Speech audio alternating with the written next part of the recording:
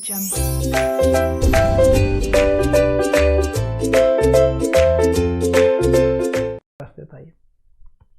देखिए ये methods for estimating spot rate क्या होगी उस दिन, वो उसके मेथड अपन ने चारों मेथड कंप्लीट कर लिए हैं। अब उसमें कुछ नोट्स मैंने लिखे हैं। हमने एक इंटरप्रिटेशन निकाला। क्या इंटरप्रिटेशन निकाला? जिस करेंसी की इंटरेस्ट रेट या इन्फ्लेशन रेट कम है वो करेंसी हमेशा प्रीमियम पर होगी, और जिस करेंसी में इंटरेस्ट रेट ज़्यादा है या इन्फ्लेशन रेट ज़्यादा है वो करेंसी हमेशा डिस्काउंट पर होगी। सर ये कैसे निकाला इंटरप्रिटेशन? आ जाइए एक बार IRP थ्योरी के एग्जाम्पल में। डॉलर की इंटरेस्ट रेट कितनी थी? 4%। रुपये की कितनी थी? 10%। और स्पॉट रेट क्या थी? 80। Forward rate expected forward rate या एक्सपेक्टेड स्पॉट रेट क्या निकल के आई थी? $1 = ₹84.62। यानी स्पॉट 80 और एक्सपेक्टेड रेट कितनी आई? 84.62। एक साल बाद की, एक साल बाद की रेट निकाली थी ना, वो कितनी आई थी? 84.62। तो एक साल बाद की रेट 84 है और आज की 80 है, यानी क्या है? प्रीमियम पर है, यानी प्रीमियम पर है, डॉलर प्रीमियम पर है। और यहाँ पे देखो डॉलर की इंटरेस्ट रेट क्या है? 4%, जो कि रुपये से कम है, यानी लोअर इंटरेस्ट रेट वाली करेंसी प्रीमियम पर है। और जब डॉलर प्रीमियम पर है तो कन्फर्म है रुपये डिस्काउंट पे होगा, तो यानी इंटरेस्ट रेट हायर कहाँ की है? रुपये की, यानी रुपये डिस्काउंट पर होगा। इसमें आप कोई भी डेटा फिल करके देख लीजिए, यही कंक्लूजन मिलेगा आपको बार बार। तो यहाँ से अपने कंक्लूजन निकाला कि जिस कंट्री की इंटरेस्ट रेट कम है वो आपकी होगी प्रीमियम पर, और जिसकी इंटरेस्ट रेट ज़्यादा है या इन्फ्लेशन रेट ज़्यादा है वो होगी हमेशा डिस्काउंट पर। चलिए दूसरा नोट है इंटरेस्ट रेट के रिगार्डिंग। जो SFM में आपको पूरी अजम्पशन फॉलो करनी पड़ती है, फॉरेक्स में भी बार बार, और SFM में जहाँ पे भी आप यूज़ में आएंगे इंटरेस्ट रेट, वहाँ ये अजम्पशन आपको फॉलो करनी है। इंटरेस्ट रेट जब भी क्वेश्चन में गिवन होगी आपको हमेशा मानना है वो एनुअल इंटरेस्ट रेट है। क्या है? वो एनुअल इंटरेस्ट रेट है। आप कभी भी ऐसा नहीं समझेंगे ये इस पीरियड की है। जब भी क्वेश्चन में गिवन है इंटरेस्ट रेट आप उसे एनुअल ही मानेंगे जब तक स्पेसिफिकली कुछ बोल ना दे। सर एग्जांपल से बताइए। देखिए क्वेश्चन में कैसे कैसे आपको गिवन हो सकती है। आपको हो सकता है X month borrowing rate. X का क्या मतलब? 3 month borrowing rate, 6 month borrowing rate, इस तरीके से कुछ भी। X month interest rate, X month LIBOR MIBOR PLR कुछ भी, या mature in X month rate, borrowing of इतना, मैच्योरिंग इन 6 मंथ्स, उसके लिए इंटरेस्ट रेट इतना। तो इन सब का क्या मीनिंग है? जनरली स्टूडेंट्स क्या मान लेते हैं? आपको दे दिया 6 मंथ बोरोइंग रेट इज 10%, तो स्टूडेंट्स सोचते हैं ये 6 महीने की इंटरेस्ट रेट है। ऐसा मत सोच लेना, ये एनुअल रेट है, ये एनुअल रेट है, इंटरेस्ट रेट ये एनुअल है। तो क्यों? क्या मीनिंग है इसका? कोई लॉजिक भी है क्या, या फिर रटना है? लॉजिक होता है। आप बैंक वाले से पूछने गए, आपने बैंक वाले को बोला कि मुझे है ना 1 करोड़ का लोन चाहिए, क्या इंटरेस्ट रेट लगेगी? तो बैंक वाला बोला 10% इंटरेस्ट रेट।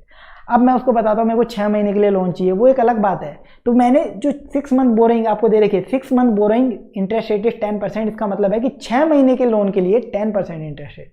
मार्केट में जब भी इंटरेस्ट रेट बताई जाती है ना, वो जनरली पर एनम में ही बताई जाती है, ठीक है। वो आप लोन कितने टाइम का ले रहे हो उस पर डिपेंड करता है। मैंने बैंक वाले को बोला कि मेरे को 3 मंथ के लिए लोन लेना है, तो उसने बोला इंटरेस्ट रेट लगेगी 11%। तो क्या ये 11% 3 महीने का इंटरेस्ट है? नहीं, 11% इंटरेस्ट रेट पर एनम की है, पर 3 महीने का मैं लोन ले रहा हूँ, इसलिए 11% की इंटरेस्ट रेट मेरे ऊपर अप्लाई होगी, ठीक है। तो जब भी ऐसा दे रखा हो तो यानी ये इंटरेस्ट रेट एनुअल है, जबरदस्ती उसको पीरियड की मत मान लीजिएगा, क्वेश्चन गलत हो जाएगा। इसके बाद देखिए इसके एग्जांपल भी लिखे, आपको दे रखा है इंटरेस्ट रेट 10% पर एनम, साफ पता चल गया per annum annual. Interest rate 1% per month, साफ पता चल गया मंथली, तो अपन ने मंथली मान लिया, पर मंथ PM लिखा हुआ है तो पर मंथ। अब आपको दे रखा है इंटरेस्ट रेट 10%, क्या मानूं? एनुअल मानेंगे, कुछ नहीं बोला तो।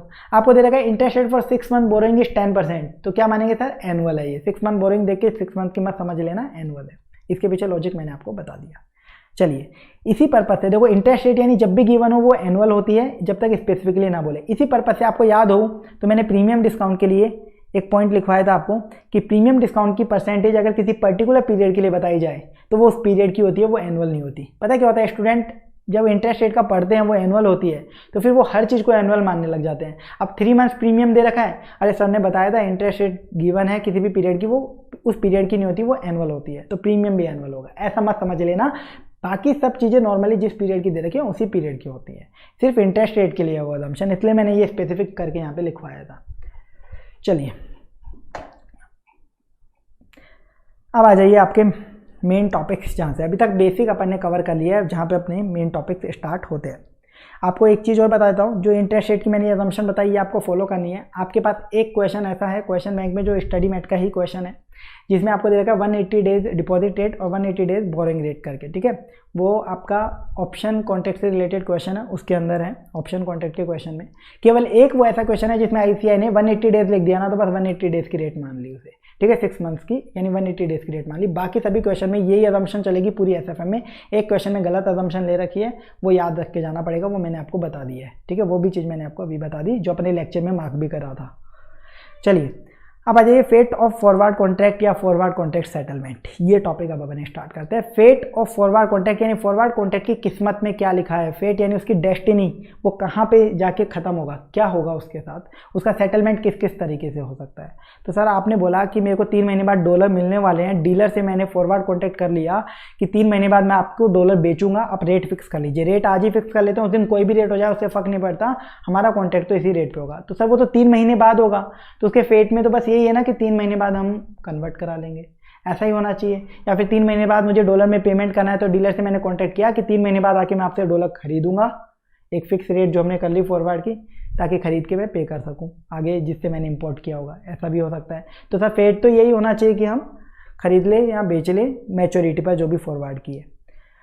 तो सर फेट वही नहीं, और भी बहुत सारे इसके फेट हो सकते हैं, सेटलमेंट हो सकते हैं अलग अलग, वो अपने को समझने हैं। तो सर पहले फॉरवर्ड कॉन्ट्रैक्ट तो डिटेल में पढ़ा दीजिए, तो फॉरवर्ड कॉन्ट्रैक्ट आपको मैं बाद में पढ़ाऊंगा। देखो ये टॉपिक सबसे पहले मैं स्टार्ट कर रहा हूँ बेसिक्स के बाद। ये टॉपिक स्टार्ट करने के पीछे का रीज़न मैं आपको बता देता हूँ, लेक्चर में भी अपन ने ऐसे ही किया था। इसके पीछे का रीज़न ये था कि ये टॉपिक, एक तो इसमें आप इतनी बार रेट सिलेक्शन करते हो, इतनी बार आपका रेट सिलेक्शन होता है कि आपको रेट पे कमांड बन जाएगी, तो इसलिए ये टॉपिक सबसे फर्स्ट प्रायोरिटी पे अपन पढ़ रहे हैं। और फॉरवर्ड कॉन्ट्रैक्ट जितना अपने को जानना चाहिए उतना अपन जान भी चुके हैं, तो बस इसलिए आपको फॉरवर्ड कॉन्ट्रैक्ट जितना आपके काम में आने वाला है उतना मैं आपको समझा चुका हूँ। और इस टॉपिक में इतनी बार रेट का सिलेक्शन होगा कि आपकी रेट पे कमांड बन जाएगी, फिर पूरे फॉरेक्स में कहीं पे भी कोई दिक्कत नहीं आएगी।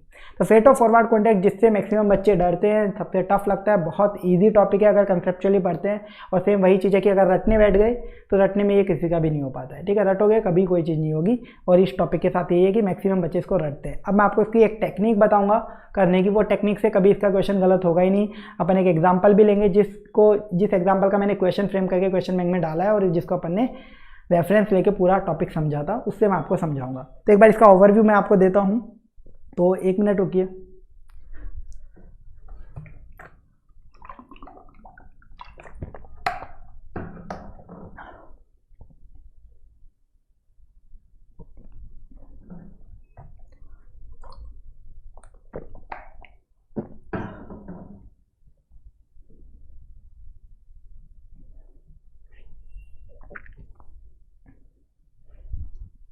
देखिए अब फटाफट से अपन इस टॉपिक को खत्म करते हैं। Fate of forward contract, forward contract settlement. Forward contract का सेटलमेंट कैसे कैसे हो सकता है, 3 तरीके से हो सकता है, डिलीवरी, कैंसिलेशन, एक्सटेंशन। क्या, कस्टमर मैच्योरिटी पे डीलर के पास जाता है, बोलता है कन्वर्ट कर दीजिए, डिलीवरी। कस्टमर बोलता है कन्वर्ट नहीं करवाना, कुछ नहीं करना, जो एक्सपोर्ट इंपोर्ट हमारा हो रहा था वो खत्म हो गया, उसका वो कॉन्ट्रैक्ट, वो माल वापस आ गया, मैंने एक्सपोर्ट किया था उसमें कोई डिफेक्ट था, माल वापस आ गया मेरे पास। या फिर मैंने कोई इंपोर्ट किया था, वो माल मैंने वापस भेज दिया, तो अब कोई पेमेंट नहीं हो रहा है, आप कैंसिल करिए। किसी भी रीज़न से हो सकता है, उससे हमें कोई मतलब नहीं है। या फिर एक्सटेंड कर दीजिए, आप मैच्योरिटी पे आपको कन्वर्ट करवाने थे, लेकिन कॉन्ट्रैक्ट में सामने वाले से पार्टी से डिस्कशन हुआ कि यार 2 महीने बाद पेमेंट दूंगा आपको, तो एक्सटेंड हो गया, उससे पेमेंट आना, तो हमने डीलर को बोला इसे एक्सटेंड कर दीजिए। ऐसा 3 इसके कॉन्सिक्वेंसेज हो सकते हैं, डिलीवरी, कैंसिलेशन, एक्सटेंशन। इसमें भी और डिटेल में आप जाएंगे तो ये ड्यू डेट पे हो सकता है, अर्ली और लेट डेट। मैं डिलीवरी ड्यू डेट आज से 3 महीने बाद, मैंने कॉन्टैक्ट किया था कि आज से 3 महीने बाद मुझे डॉलर मिलेंगे और मैं आपको डॉलर बेच जाऊंगा। मैंने ये कॉन्टैक्ट किससे किया था, डीलर के साथ, कि आपको डॉलर बेच दूंगा, आप रुपये में कन्वर्ट कर दीजिएगा इनको, ठीक है। तो ड्यू डेट पे मैं 3 महीने बाद जाके उससे कन्वर्ट करवाऊँ फॉरवर्ड रेट पे, तो ये ड्यू डेट डिलीवरी। मैं ड्यू डेट से पहले ही चला गया कन्वर्ट कराने था, ड्यू डेट से पहले कैसे जाओगे, मान लो सामने वाले ने पेमेंट 3 महीने बाद करना था पर वो मुझे 2 महीने बाद ही पेमेंट दे देता है, तो मैं 2 महीने बाद ही कन्वर्ट कराने चला गया, तो उसे बोलेंगे अर्ली डिलीवरी। ऐसे ही मैं लेट डिलीवरी के लिए रिक्वेस्ट करता हूँ, ड्यू डेट के बाद डीलर के पास जाता हूँ डिलीवरी लेने। ऐसे ही कैंसिलेशन भी ड्यू डेट पर अर्ली और लेट, ऐसे ही एक्सटेंशन भी ड्यू डेट पर अर्ली लेट, यानी टोटल 9 सिनेरियोज। तो सर लेट का क्या मतलब है, लेट का क्या मतलब है, कितना लेट, यानी ड्यू डेट आज से 3 महीने बाद है, यानी 1 साल बाद, 2 साल बाद, 10 साल बाद, कभी भी ऐसा नहीं होता है भाई। फॉरवर्ड जो रेट है उस पर्टिकुलर टाइम पीरियड की है, तो आप ऐसे तो बेवकूफ़ बना दोगे डीलर को कि आज फॉरवर्ड कॉन्ट्रैक्ट कर लोगे 3 महीने बाद का, और फिर उसकी डिलीवरी आपको मान लो कोई 10 साल बाद कोई आइटम पैसा कन्वर्ट कराना था, तो 10 साल बाद कन्वर्ट कराओगे जब डॉलर की रेट मान लो आपकी ज़्यादा पेमेंट करना है आपको, डॉलर की रेट उस टाइम पे मान लो 150 रुपये हो गई 10 साल बाद, और आप तो वही 80 रुपीज़ की रेट पे कॉन्ट्रैक्ट करेगा, तो आप तो 80 पे डॉलर खरीद लोगे, आपके तो फ़ायदा हो जाएगा। तो लेट का मतलब कितना लेट, लेट का मतलब कितना लेट, तो इसके लिए बोला गया 3 दिन, 3 दिन, यानी ड्यू डेट जो है, ड्यू डेट के 3 दिन में कस्टमर आके बोल देता है, ड्यू डेट के 3 दिन में कस्टमर आके बोल देता है मुझे डिलीवरी दे दीजिए, या फिर मुझे ये कॉन्ट्रैक्ट कैंसिल कर दीजिए, या फिर ये कॉन्ट्रैक्ट एक्सटेंड कर दीजिए, तो वो आप रिक्वेस्ट कंसिडर कर लेंगे। जो भी प्रोसीजर होगा उसके अकॉर्डिंग देखेंगे। With in 3 days of maturity, with in 3 days of maturity, 3 दिन में आ जाता है तो लेट। सर 3 दिन में भी नहीं आया, एक कस्टमर ऐसा है ड्यू डेट थी 3 महीने बाद और 3 दिन भी निकल गए ग्रेस के 3 दिन में निकल गए और तब भी नहीं आया कस्टमर, तो क्या करेंगे? 3rd डे जैसे ही खत्म होगा, मैच्योरिटी के बाद 3rd डे जैसे ही खत्म होगा और कस्टमर नहीं आता है तो 3rd डे के एंड पर ऑटोमेटिक कैंसिल कर देंगे, ऑटोमेटिक कैंसिल कर देंगे। यानी टोटल 10 सिनेरियोज आपके बनते हैं। डिलीवरी में 3, ड्यू डेट, लेट और अर्ली, कैंसिलेशन में ड्यू डेट, अर्ली, लेट और एक ऑटोमेटिक, और एक्सटेंशन में ड्यू डेट, अर्ली और लेट। यानी टोटल ये 10 सिनेरियोज पढ़ने हैं, उसमें ये टॉपिक कंप्लीट हो जाता है, जिसमें भी मेजर 2-3 सिनेरियोज होते हैं, बाकी बिल्कुल ईजिली हो जाते हैं। अब मैं अगर आपसे पूछूं, अभी एक ब्रीफ दे रहा हूं मैं आपको इस टॉपिक को, जो अपन ने एग्जाम्पल देखा था लेक्चर में, उसी के थ्रू रेफरेंस लेके मैं आपको पूरा समझाऊंगा तो अच्छे से समझ में आएगा। तो देखिए, इसमें एग्जैक्ट एग्जीक्यूशन में पूछूं कि कस्टमर अपना वादा कहाँ निभा रहा है, कस्टमर कॉन्ट्रैक्ट का एग्जैक्ट एग्जीक्यूशन कहाँ कर रहा है, तो सर अगर वो ड्यू डेट पे डिलीवरी लेने आ जाता है ना, तो वो एग्जैक्ट एग्जीक्यूशन कर रहा है। ड्यू डेट पे अगर वो डिलीवरी लेने आ जाता है, क्योंकि कॉन्ट्रैक्ट हुआ था आज से 3 महीने बाद के लिए, 3 महीने बाद पैसा आएगा, मैं आपको सेल करूंगा, इस रेट पे आप दे देना। तो एग्जैक्ट कॉन्ट्रैक्ट किसके लिए हुआ था? 3 महीने बाद के लिए, डिलीवरी के लिए। तो 3 महीने बाद आके वो डिलीवरी ले लेता है, यानी ड्यू डेट पे वो डिलीवरी के लिए बोल देता है, तो एग्जैक्ट एग्जीक्यूशन है। इसके अलावा जितने भी केसेस हैं सारे डिफॉल्ट के केसेस हैं, यानी टोटल 10 केसेस में से ओनली 1 केस एग्जैक्ट एग्जीक्यूशन का है, बाकी 9 केसेस डिफॉल्ट के हैं। Early date delivery, late date delivery, cancellation चारों टाइप के और एक्सटेंशन तीनों टाइप के, सब क्या है? डिफॉल्ट है। कस्टमर ने कुछ ना कुछ डिफॉल्ट किया है, गलती करी है, ठीक है। चलिए, इसके बाद जब कस्टमर गलती करेगा, जब आप गलती करते हैं ना, गलती करने पे या तो आप प्रॉफिट होता है या लॉस होता है। गलती करने पे प्रॉफिट भी हो सकता है और लॉस भी हो सकता है। सर हमने तो सुना था गलती करने पर सजा मिलती है, पर कई बार कुछ गलतियां अच्छी भी होती है, कई बार कुछ गलतियां अच्छी भी होती है जिनसे फायदा भी हो जाता है। तो गलती कस्टमर करेगा तो जो इंसान गलती करता है वही सजा भुगतता है। तो गलती अगर कस्टमर करेगा तो गलती डिफॉल्ट, कस्टमर के डिफॉल्ट की वजह से अगर कोई लॉस होता है तो वो भी कस्टमर को बियर करना है, और कस्टमर के डिफॉल्ट की वजह से कोई प्रॉफिट होता है तो वो भी कस्टमर को मिलेगा, वो भी कस्टमर को मिलेगा, ठीक है। इसका एग्जांपल मैं एक जनरल एग्जांपल जो आपको लेक्चर में दिया था वही मैं आपको बताता हूँ। देखिए, आपकी गर्लफ्रेंड ने आपको बोला कि मुझे आईफोन चाहिए, मेरे बर्थडे पर आईफोन 13 चाहिए, ठीक है। उसने आईफोन 13 आपसे मांगा बर्थडे पर, तो आपने उसको बर्थडे पर आईफोन 13 की जगह आईफोन 13 प्रो मैक्स दे दिया। तो यानी आपने क्या किया? आपने उसे 13 की जगह 13 प्रो मैक्स दिया। आपने गलती करी है, गलती तो है क्योंकि उसने मांगा था सिर्फ 13, लेकिन आपने दिया 13 प्रो मैक्स, तो डिफॉल्ट तो है। लेकिन इस डिफ़ॉल्ट की वजह से क्या हुआ? वो खुश हो गई बहुत ज़्यादा, क्या मैंने तो 13 मांगा था, तूने 13 प्रो मैक्स दे दिया, तो ज़्यादा खुश हो गई, तो आपको ही मिलना है सारा प्रॉफिट, ठीक है, अल्टीमेटली। तो ये वाली चीज़ है, गलती की वजह से प्रॉफिट भी होता है। और अगर उसके बर्थडे पे उसने मांगा था आईफोन 13 और आपने पकड़ा दिया था MI का मोबाइल, तो आप सोच सकते हो कितना भयंकर वाला लॉस होता है जीवन में आपको। तो लॉस भी होता है गलती की वजह से। तो ये मैंने आपको बता दिया, डिफ़ॉल्ट की वजह से लॉस होता है, कस्टमर भी ये करेगा, प्रॉफिट होता है तो भी कस्टमर को ही मिलेगा। इसके बाद अगर ऑटोमेटिक कैंसिलेशन का केस है, केवल ऑटोमेटिक कैंसिलेशन का एक ऐसा केस होता है जिसमें कस्टमर की गलती है, पहली तो गलती कि वो आया नहीं ड्यू डेट पे, उसके बाद उसको 3 दिन का ग्रेस पीरियड दिया, उसमें भी नहीं आया, उसमें भी वो बंदा आया नहीं, ऐसा बंदा है वो, इस कैटेगरी का बंदा है, तो उसमें भी नहीं आया। तो भाई तूने गलती करी, उसके बाद तेरे को ग्रेस दिया, उसमें भी तू नहीं आया, तो लॉस अगर होता है तो तेरे को बियर करना ही करना है। लेकिन अगर प्रॉफिट हुआ तो वो तेरे को नहीं मिलेगा, प्रॉफिट हुआ तो तेरे को नहीं मिलेगा। सर ये भी प्रैक्टिकल लाइफ के एग्जांपल से मैंने आपको बताया था। आपकी गर्लफ्रेंड ने बर्थडे पे मांगा आईफोन 13 आपसे, ठीक है, बर्थडे आया, आपने इग्नोर किया, कोई गिफ्ट नहीं दिया उसको, क्योंकि आपके पास नहीं होंगे पैसे। 1 महीना हो गया, 2 महीना हो गया, 6 महीने निकल गए, आप इग्नोर करते चले गए। 6 महीने बाद कहीं से पैसे आए तो आपने उसको आईफोन 13 प्रो दे दिया। क्या दे दिया? आईफोन 13 प्रो, ठीक है। तो यानी फ़ायदा हुआ, 13 की जगह से 13 प्रो मिला, पर वो फ़ायदा क्या आपको ट्रांसफ़र होगा? आपको कुछ नहीं मिलने वाला। वो बंदी सीधा ऐसे बोलेगी, देख बेटा मेरा बर्थडे गए 6 महीने हो गए, 6 महीने पहले तुझे आईफोन 13 मांगा था मैंने, अब तू 13 प्रो ला रहा है, तो ये एक तरीके से तेरा कंपनसेशन है, ये बेटा तेरे को देना ही था, इससे उम्मीद मत कर तुझे कुछ एक्स्ट्रा फ़ायदा होगा, ठीक है। तो अगर यहाँ पे लॉस होता तो लॉस तो बहुत भयंकर वाला होता आपका, जिसकी आप उम्मीद नहीं कर सकते थे, पर प्रॉफिट हुआ तो वो आपको नहीं मिला कुछ भी। बोला ये तो बेटा तेरा कंपनसेशन है, 6 महीने डिले भी तो किया है तूने, ठीक है। तो ऐसे समझो आप। तो ऑटोमेटिक कैंसिलेशन में कस्टमर को लॉस तो बियर करना पड़ता है, पर प्रॉफिट कुछ नहीं मिलता है। लेकिन बाकी सब केसेस में लॉस कस्टमर को मिलेगा तो प्रॉफिट भी कस्टमर को मिलेगा। चलिए तो यानी सबसे मेजर जो काम होता है ना फेट ऑफ फॉरवर्ड कॉन्ट्रैक्ट में, आपको डिफॉल्ट के केसेस में प्रॉफिट और लॉस निकालना होता है। डिफॉल्ट के केसेस सारे हैं सिर्फ ड्यू डेट डिलीवरी के अलावा। ड्यू डेट डिलीवरी कोई डिफॉल्ट का केस नहीं है, वो नॉर्मल केस है, एग्जैक्ट एग्जीक्यूशन। बाकी जितने भी केसेस हैं 9 केसेस वो सब डिफॉल्ट के हैं। तो डिफॉल्ट में आपको प्रॉफिट लॉस निकालना है, सबसे इंपॉर्टेंट चीज़ यही आपसे क्वेश्चन में पूछी जाती है। तो प्रॉफिट लॉस 4 कंपोनेंट हो सकते हैं इस केस में फेट ऑफ फॉरवर्ड कॉन्ट्रैक्ट में कस्टमर डिफॉल्ट करता है तो प्रॉफिट लॉस के मैक्सिमम 4 कंपोनेंट होंगे। मैक्सिमम 4 कंपोनेंट क्या क्या? स्वैप गेन या स्वैप लॉस। स्वैप गेन या स्वैप लॉस एक कंपोनेंट। दूसरा एक्सचेंज डिफरेंस। एक्सचेंज डिफरेंस को हम बोलते हैं कैंसिलेशन गेन या कैंसिलेशन लॉस। कैंसिलेशन गेन या कैंसिलेशन लॉस। तीसरा होता है आपका इंटरेस्ट। तीसरा कंपोनेंट होता है इंटरेस्ट। और चौथा कंपोनेंट होता है फ्लैट चार्ज। बस ये 4 कंपोनेंट समझ गए तो टॉपिक खत्म, फ्लैट चार्ज। ठीक है, अब देखो इनका थोड़ा सा एक ब्रीफ मैं आपको दे देता हूँ, फिर अपन डायरेक्टली एग्जांपल से समझते हैं। स्वैप गेन लॉस क्या होता है कि कस्टमर की गलती की वजह से डीलर, यहाँ पे देखो मैंने आपको बताया था इस टॉपिक के अंदर कि अपन डीलर के पॉइंट ऑफ व्यू से सॉल्व करेंगे। मैंने आपको जब बेसिक पढ़ा रहा था उसमें नोट में लिखवाया था कि फेट ऑफ फॉरवर्ड कॉन्ट्रैक्ट के जो भी क्वेश्चन होंगे उनको डीलर के पॉइंट ऑफ व्यू से सॉल्व करेंगे तो ईजिली सॉल्व होंगे।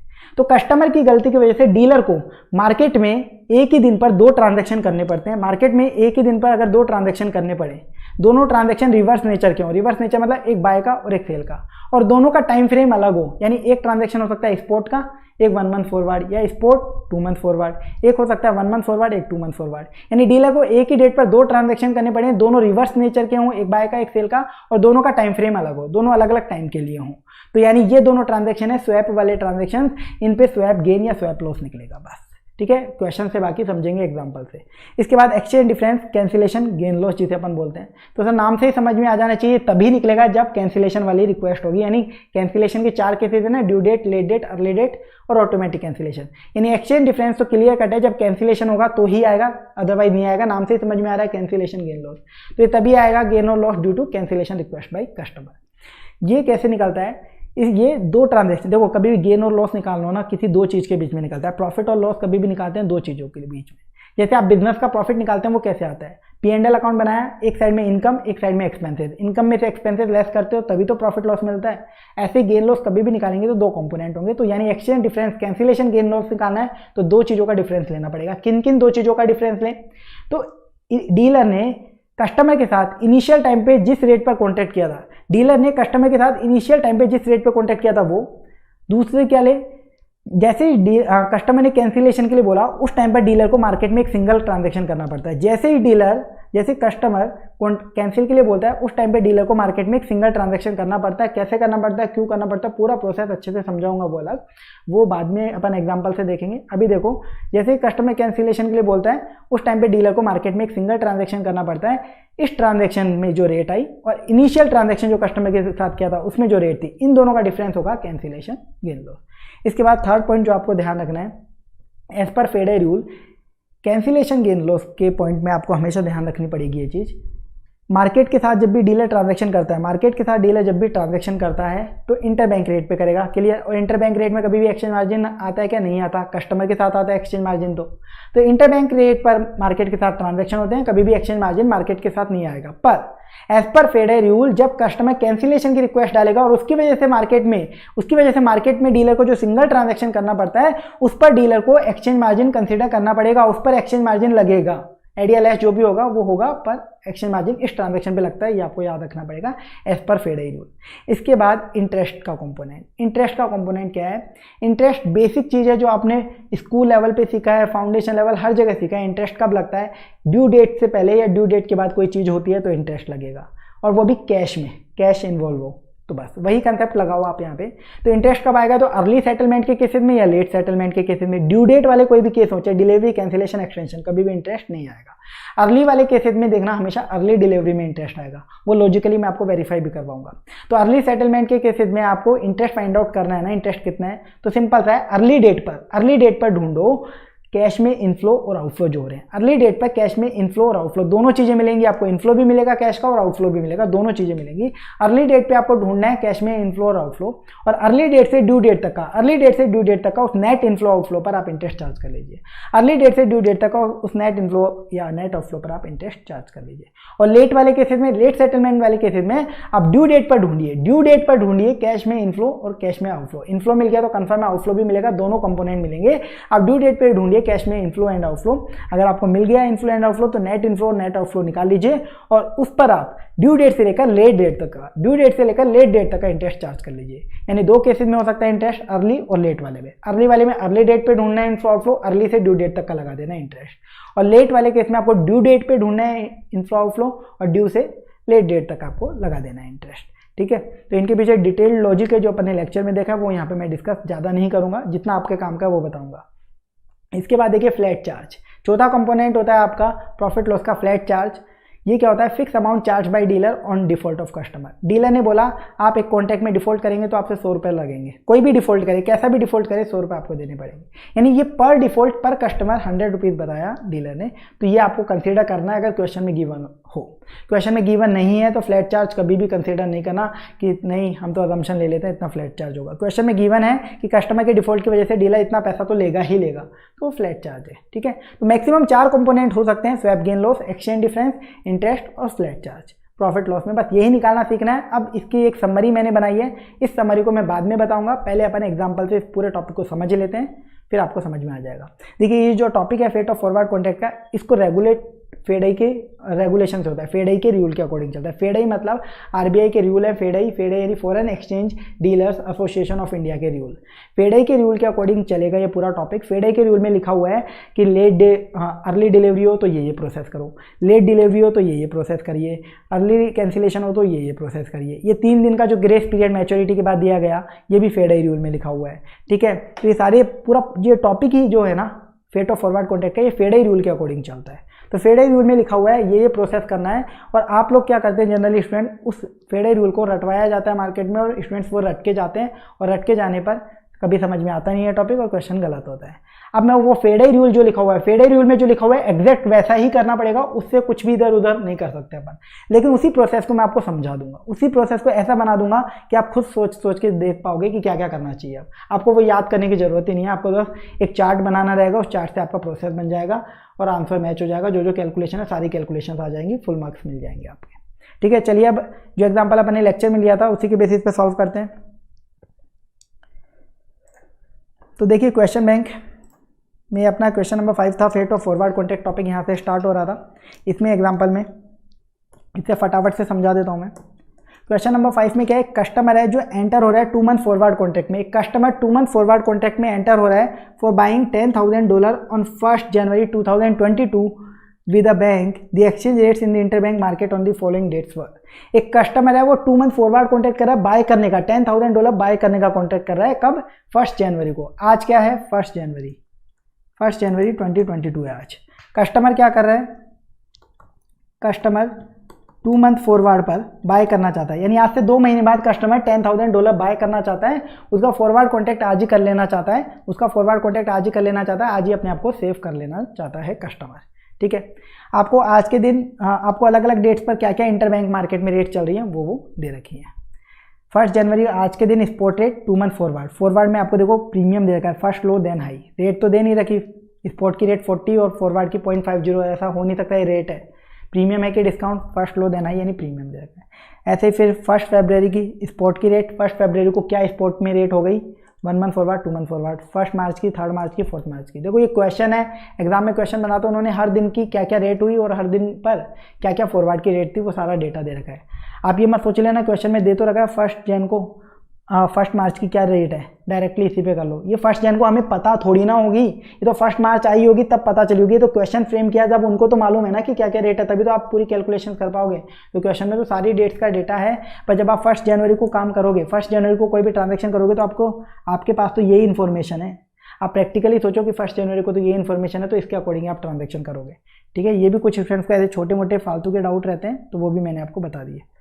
चलिए अब क्वेश्चन को फटाफट से मैं आपको रिवाइज करवा देता हूँ। एक्सचेंज मार्जिन आपको दे रखा है, इंटरेस्ट रेट दे रखी है, इनफ्लो पर 8%, आउटफ्लो पर 12%, यानी नेट इनफ्लो आएगा तो 8% का इंटरेस्ट, नेट आउटफ्लो आएगा तो 12% का। रेट को राउंड ऑफ करना है 4 डेसिमल में इन मल्टीपल ऑफ 0.0025, ये नॉर्मल चीज़ें हैं। अज्यूम करने हैं एक साल में 365 डेज। कैलकुलेट द कॉन्सिक्वेंसेस, ये जो क्वेश्चन है ये एग्जाम्पल के रूप में मैंने बनाया हुआ है, तो उसी में इसमें पूरा टॉपिक का निचोड़ आ जाता है। ये मान लीजिए पूरा टॉपिक में जो कुछ भी है इस टॉपिक में पूरा सब आ जाएगा, सारे केसेस आ जाएंगे, जो टोटल 10 केसेस हैं वो 10 केसेस मैंने बना दिए एक क्वेश्चन में, जो कुछ भी पॉसिबल है।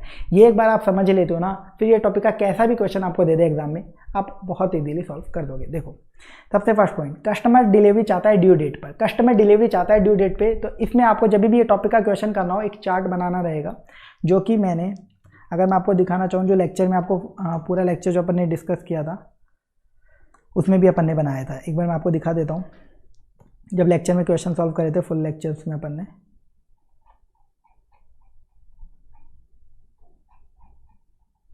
देखिए अपन ने इस तरीके से चार्ट बनाया था। कस्टमर डिलीवरी चाहता है ड्यू डेट पे, तो हमेशा डीलर के पॉइंट ऑफ व्यू से करेंगे। तो डीलर जो है दो काम करता है, पहले दिन एक कॉन्ट्रैक्ट करता है कस्टमर से, दूसरी साइड में मार्केट से। बस ये बना लेना चार्ट एक बार। अब देखो क्या होगा, कस्टमर से अभी तक अपन इतना समझे, कस्टमर से क्या कॉन्ट्रैक्ट करना है, डीलर के पॉइंट ऑफ व्यू से सॉल्व करना है। 1 जनवरी को देखो क्या हो रहा है, 1 जनवरी को क्वेश्चन में दिया हुआ था कस्टमर 2 मंथ फॉरवर्ड बाय करना चाहता है, डीलर के पॉइंट ऑफ व्यू से सॉल्व करना है। तो डीलर 2 मंथ फॉरवर्ड पे डॉलर सेल कर रहा है, 2 मंथ फॉरवर्ड पे सेल कर रहा है। तो मैंने 1 जनवरी को लिखा, यहाँ पे देखो सॉल्यूशन में मैंने लिखा है 1 जनवरी को डीलर 2 मंथ फॉरवर्ड सेल कर रहा है। तो 2 मंथ फॉरवर्ड सेल करेगा डीलर, ज़्यादा से ज़्यादा पे करेगा, ठीक है। तो फॉरवर्ड की रेट दे नहीं रखी है, तो स्पॉट की रेट उठाएं ज़्यादा से ज़्यादा वाली 40.50।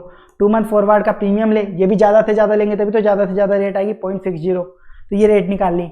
एक्सचेंज मार्जिन ऐड कर दें तब आएगी रेट ज़्यादा से ज़्यादा। एक्सचेंज मार्जिन ऐड कर दिया तो रेट आई $1 इक्वल रुपीज़ 41.1411।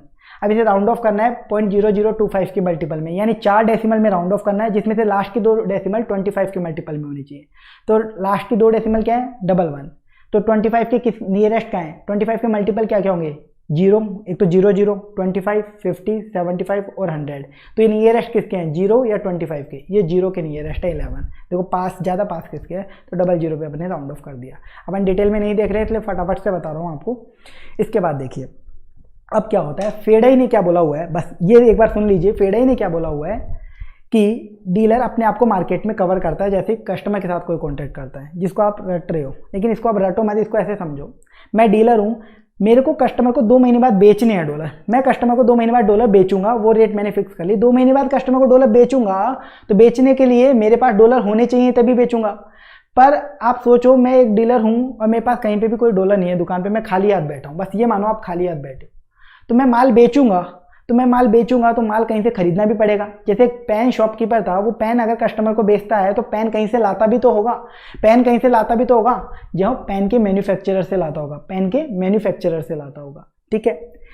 तो पेन के मैन्युफैक्चरर से वो पेन लाता है, फिर कस्टमर को बेचता है। तो बस यही है, डीलर 2 महीने बाद कस्टमर को बेचेगा, तो बेचने के लिए डॉलर होने भी चाहिए। तो यानी मेरे को 2 महीने बाद डॉलर की जरूरत है तभी तो बेच पाऊंगा। 2 महीने बाद मुझे डॉलर खरीदने पड़ेंगे, कहाँ से खरीदूं, यहाँ पे मैन्युफैक्चरर कौन है, इंटरबैंक मार्केट, जहाँ पे आप डॉलर बाय या सेल कर सकता है डीलर, इंटरबैंक मार्केट में।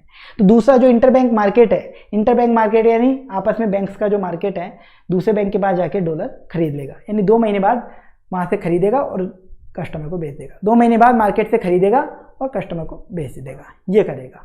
तो यानी आज के दिन ये एक और कॉन्टैक्ट करेगा। जैसे इसने कस्टमर के साथ बेचने का कॉन्टैक्ट किया ना, इसको मालूम है अब कस्टमर को देना है 2 महीने बाद, तो यानी मेरे को जरूरत पड़ेगी, तो ये 2 महीने बाद मार्केट से खरीदने का कॉन्टैक्ट कर लेगा। 2 मंथ फॉरवर्ड बाय, मार्केट में खरीदने गया अभी है।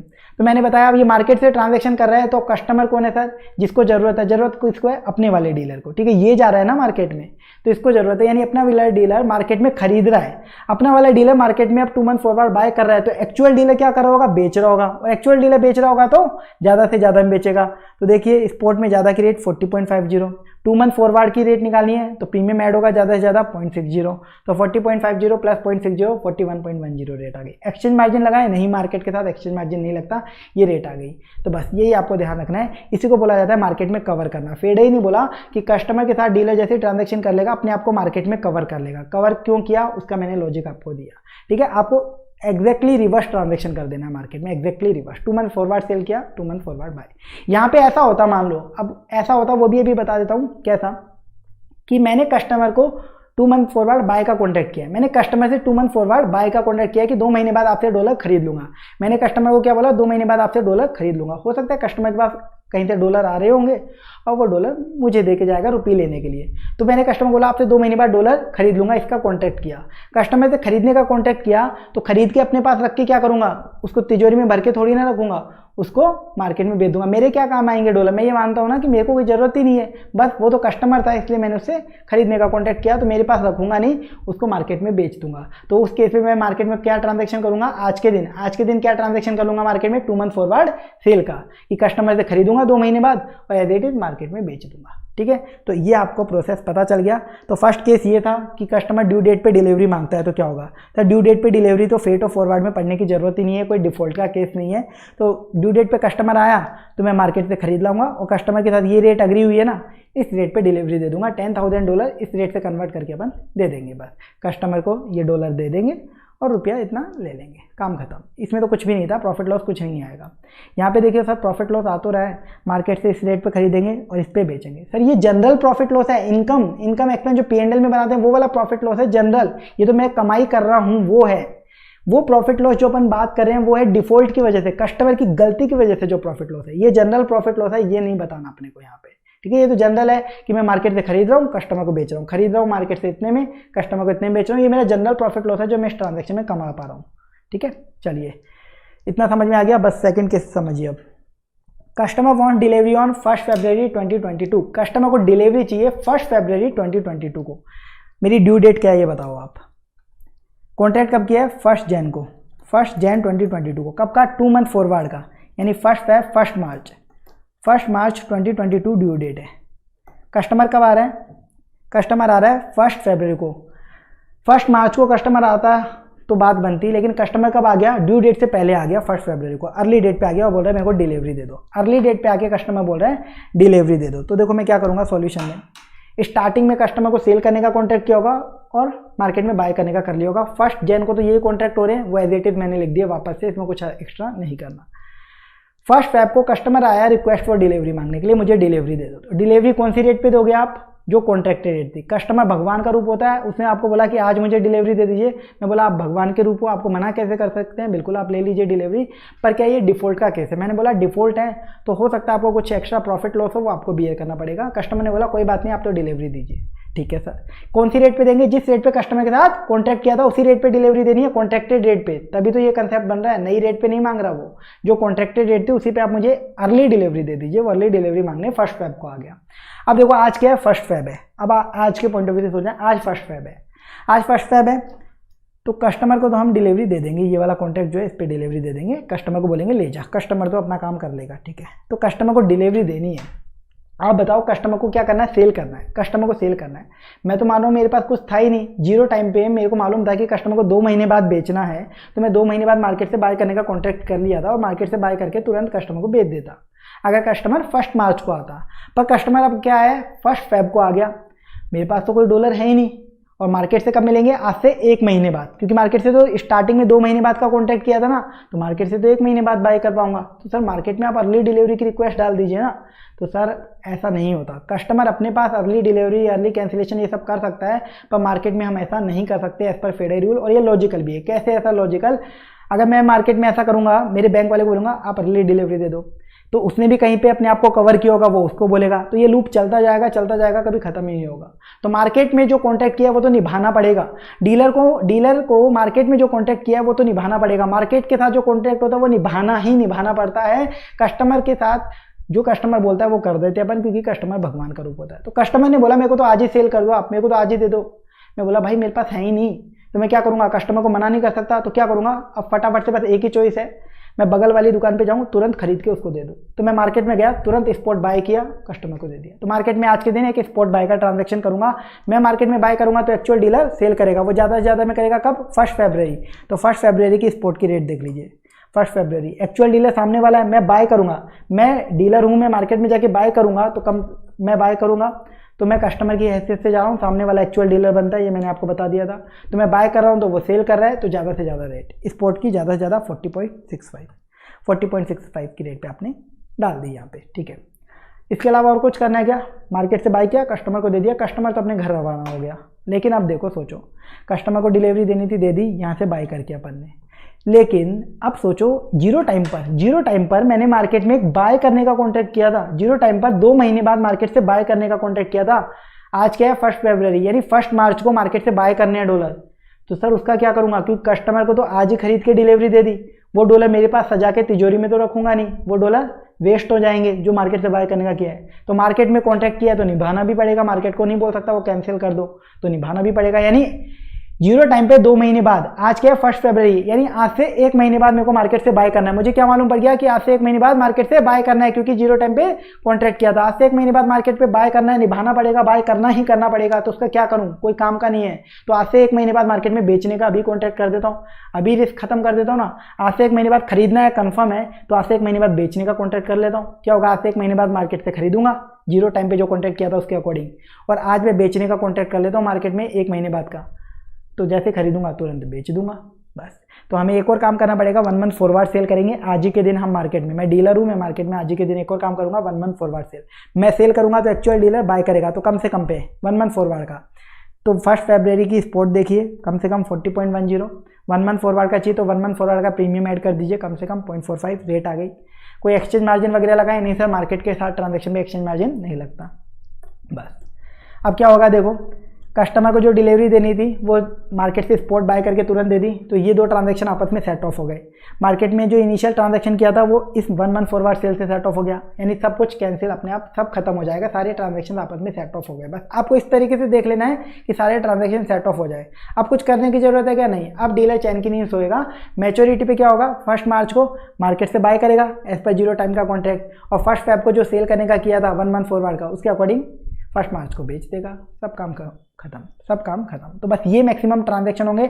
अब आपको गेन लॉस पता करना है, बिल्कुल सिंपल सा है। देखो 4 तरीके के हो सकते हैं। फ्लैट चार्ज क्वेश्चन में गिवन है नहीं, तो हमारे लिए अब 3 तरीके के ही है, इंटरेस्ट, एक्सचेंज डिफरेंस और swap gain loss. Exchange difference होगा क्या, सबसे पहले बताओ सर। वो कैंसिलेशन की वजह से होता है, कस्टमर ने कैंसिलेशन के लिए बोला है, नहीं सर, तो वो आएगा ही नहीं। यानी 2 तरीके के चार्जेस अभी लग सकते हैं इस क्वेश्चन में, स्वैप गेन लॉस और इंटरेस्ट। तो स्वैप गेन लॉस देखो है क्या, swap gain loss dealer market में जो 2 ट्रांजैक्शन करे कभी एक ही दिन पर, अलग अलग नेचर के, अलग अलग टाइम के लिए, तो होता है।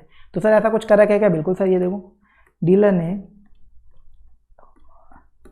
ये 2 ट्रांजैक्शन कर रखे सेम डे पर 1 फरवरी को 2 ट्रांजैक्शन। एक सर स्पॉट बाय है, एक 1 मंथ फॉरवर्ड सेल। एक बाय का है, एक सेल का है, सर रिवर्स नेचर है। एक स्पॉट का है, एक 1 मंथ फॉरवर्ड का है, दोनों का टाइम फ्रेम भी अलग है। तो ये दोनों क्या ट्रांजैक्शन है, स्वैप गेन लॉस के। इन दोनों का जो डिफरेंस है वो स्वैप गेन होगा या फिर स्वैप लॉस होगा, बस सिंपल सा है। गेन लॉस कैसे निकाले सर, सेल वाली वैल्यू ज़्यादा होगी बाई से तो गेन, सेल वाली वैल्यू कम है, बाई वाली वैल्यू ज़्यादा है तो लॉस। तो बस निकाल लीजिए। 1 मंथ फॉरवर्ड सेल कितने पे करें, 40.55, स्पॉट बाय 40.65, यानी सेल वाली रेट कम है, बाय वाली ज़्यादा है, तो स्वैप लॉस कितना, $1 पर आ गया ₹0.10 का लॉस। टोटल कॉन्ट्रैक्ट कितने डॉलर का था, $10,000 का है। तो क्या हुआ है, टोटल कॉन्ट्रैक्ट स्टार्टिंग में क्वेश्चन में गिवन था, तो टोटल कितना हो गया, $10,000 multiply by 0.10 rupee equal to ₹1,000 का आपका टोटल स्वैप लॉस आ गया। चलिए दूसरा, इस क्वेश्चन में बस एक और चार्जेस हो सकते हैं, वो क्या हो सकते हैं, इंटरेस्ट के। हमने अभी देखा केवल इंटरेस्ट के चार्जेस और हो सकते हैं इस क्वेश्चन में, और कोई चार्जेस नहीं हो सकते। तो इंटरेस्ट लगेगा नहीं लगेगा, पहली चीज़ ये बताइए सर। इस क्वेश्चन में क्या है, अर्ली डिलीवरी है, अर्ली सेटलमेंट में इंटरेस्ट लग सकता है। अर्ली में इंटरेस्ट हो सकता है, जरूरी नहीं है हर बार हो, ठीक है। तो अर्ली है तो आपको कैसे पता करना है, अर्ली डेट पर। अर्ली डेट पे ढूंढो कैश इनफ्लो और कैश आउटफ्लो। अर्ली डेट पे ढूंढो कैश इनफ्लो और कैश आउटफ्लो। अर्ली डेट क्या है, 1 फेब। इस पे ढूंढो कैश इनफ्लो और कैश आउटफ्लो कोई हो रहे हैं क्या, तो इस पे आपको ढूंढना है। तो सर इस पे ही क्यों ढूंढ रहे कैश इनफ्लो आउटफ्लो, और कोई डेट की क्यों नहीं ढूंढ रहे। मेरे को एक बात बताओ, अगर कस्टमर अर्ली डेट पे नहीं आता, ये गलती नहीं करता, तो वो मैच्योरिटी पे आता 1 मार्च को, तो ये सब ट्रांजैक्शन होते क्या, नहीं होते। तो यानी इनमें ही किसी ट्रांजैक्शन पे इंटरेस्ट लगाना है अपने को। किस पे लगेगा, जहाँ कैश इनफ्लो आउटफ्लो, तभी तो इंटरेस्ट लगेगा, अदरवाइज लग ही नहीं सकता। तो कैश इनफ्लो आउटफ्लो है क्या अर्ली डेट पर, सर देखो ये साफ पता चल रहा है 1 फेब को डीलर ने यहाँ से स्पॉट बाय किया है, आज ही बाय किया मार्केट में 1 फेब को, तो यानी ये कन्फर्म है यहाँ पे आउटफ्लो हुआ है। बाय किया तो पैसा गया होगा ना, तो आउटफ्लो तो मिल गया 40.65 की रेट से। तो आउटफ्लो तो कंफर्म, इनफ्लो भी होगा, दोनों चीज़ मिलेंगी आपको। तो सर इनफ्लो सर ये दिख रहा है 1 मंथ फॉरवर्ड सेल करने का, मेरे भाई ये इनफ्लो नहीं है, ये 1 मंथ फॉरवर्ड का कॉन्ट्रैक्ट किया, ये 1 मार्च को होगा इनफ्लो। आज के दिन देखो अर्ली डेट पे ढूंढना है, ये तो 1 मंथ फॉरवर्ड होगा, 1 मंथ फॉरवर्ड होगा। तो सर आज के दिन तो और कोई नजर नहीं आ रहा, थोड़ा ध्यान से सोचो, ये बाय क्यों किया था, ये बाय इसलिए किया था ताकि कस्टमर को आज के दिन बेच दें। कस्टमर ने आज डिलीवरी मांगी थी ना कस्टमर को सेल करने के लिए, तो सर कस्टमर को इस रेट पे जो सेल कर रहे हैं आज के दिन, ये मेरा इन्फ्लो है। कस्टमर को आज के दिन सेल भी तो कर रहे हैं कॉन्ट्रैक्टेड रेट पे, तो वहाँ से पैसा आएगा। बस आज के दिन इनफ्लो आउटफ्लो मिल गए आपको।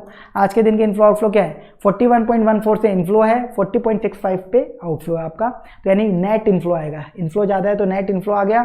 टोटल $10,000 है, उस पर इनफ्लो कितना बना, ₹4900। तो इस पर इंटरेस्ट निकाल लीजिए 4900 पे। इनफ्लो पर इंटरेस्ट की रेट क्वेश्चन में 8% गिवन थी। कितने दिन का सर, अर्ली डेट से ड्यू डेट तक का, अर्ली डेट से ड्यू डेट तक का। अर्ली डेट क्या है आपकी 1 फेब, ड्यू डेट क्या है 1 मार्च। कैलकुलेट कर लीजिए कितने दिन हुए।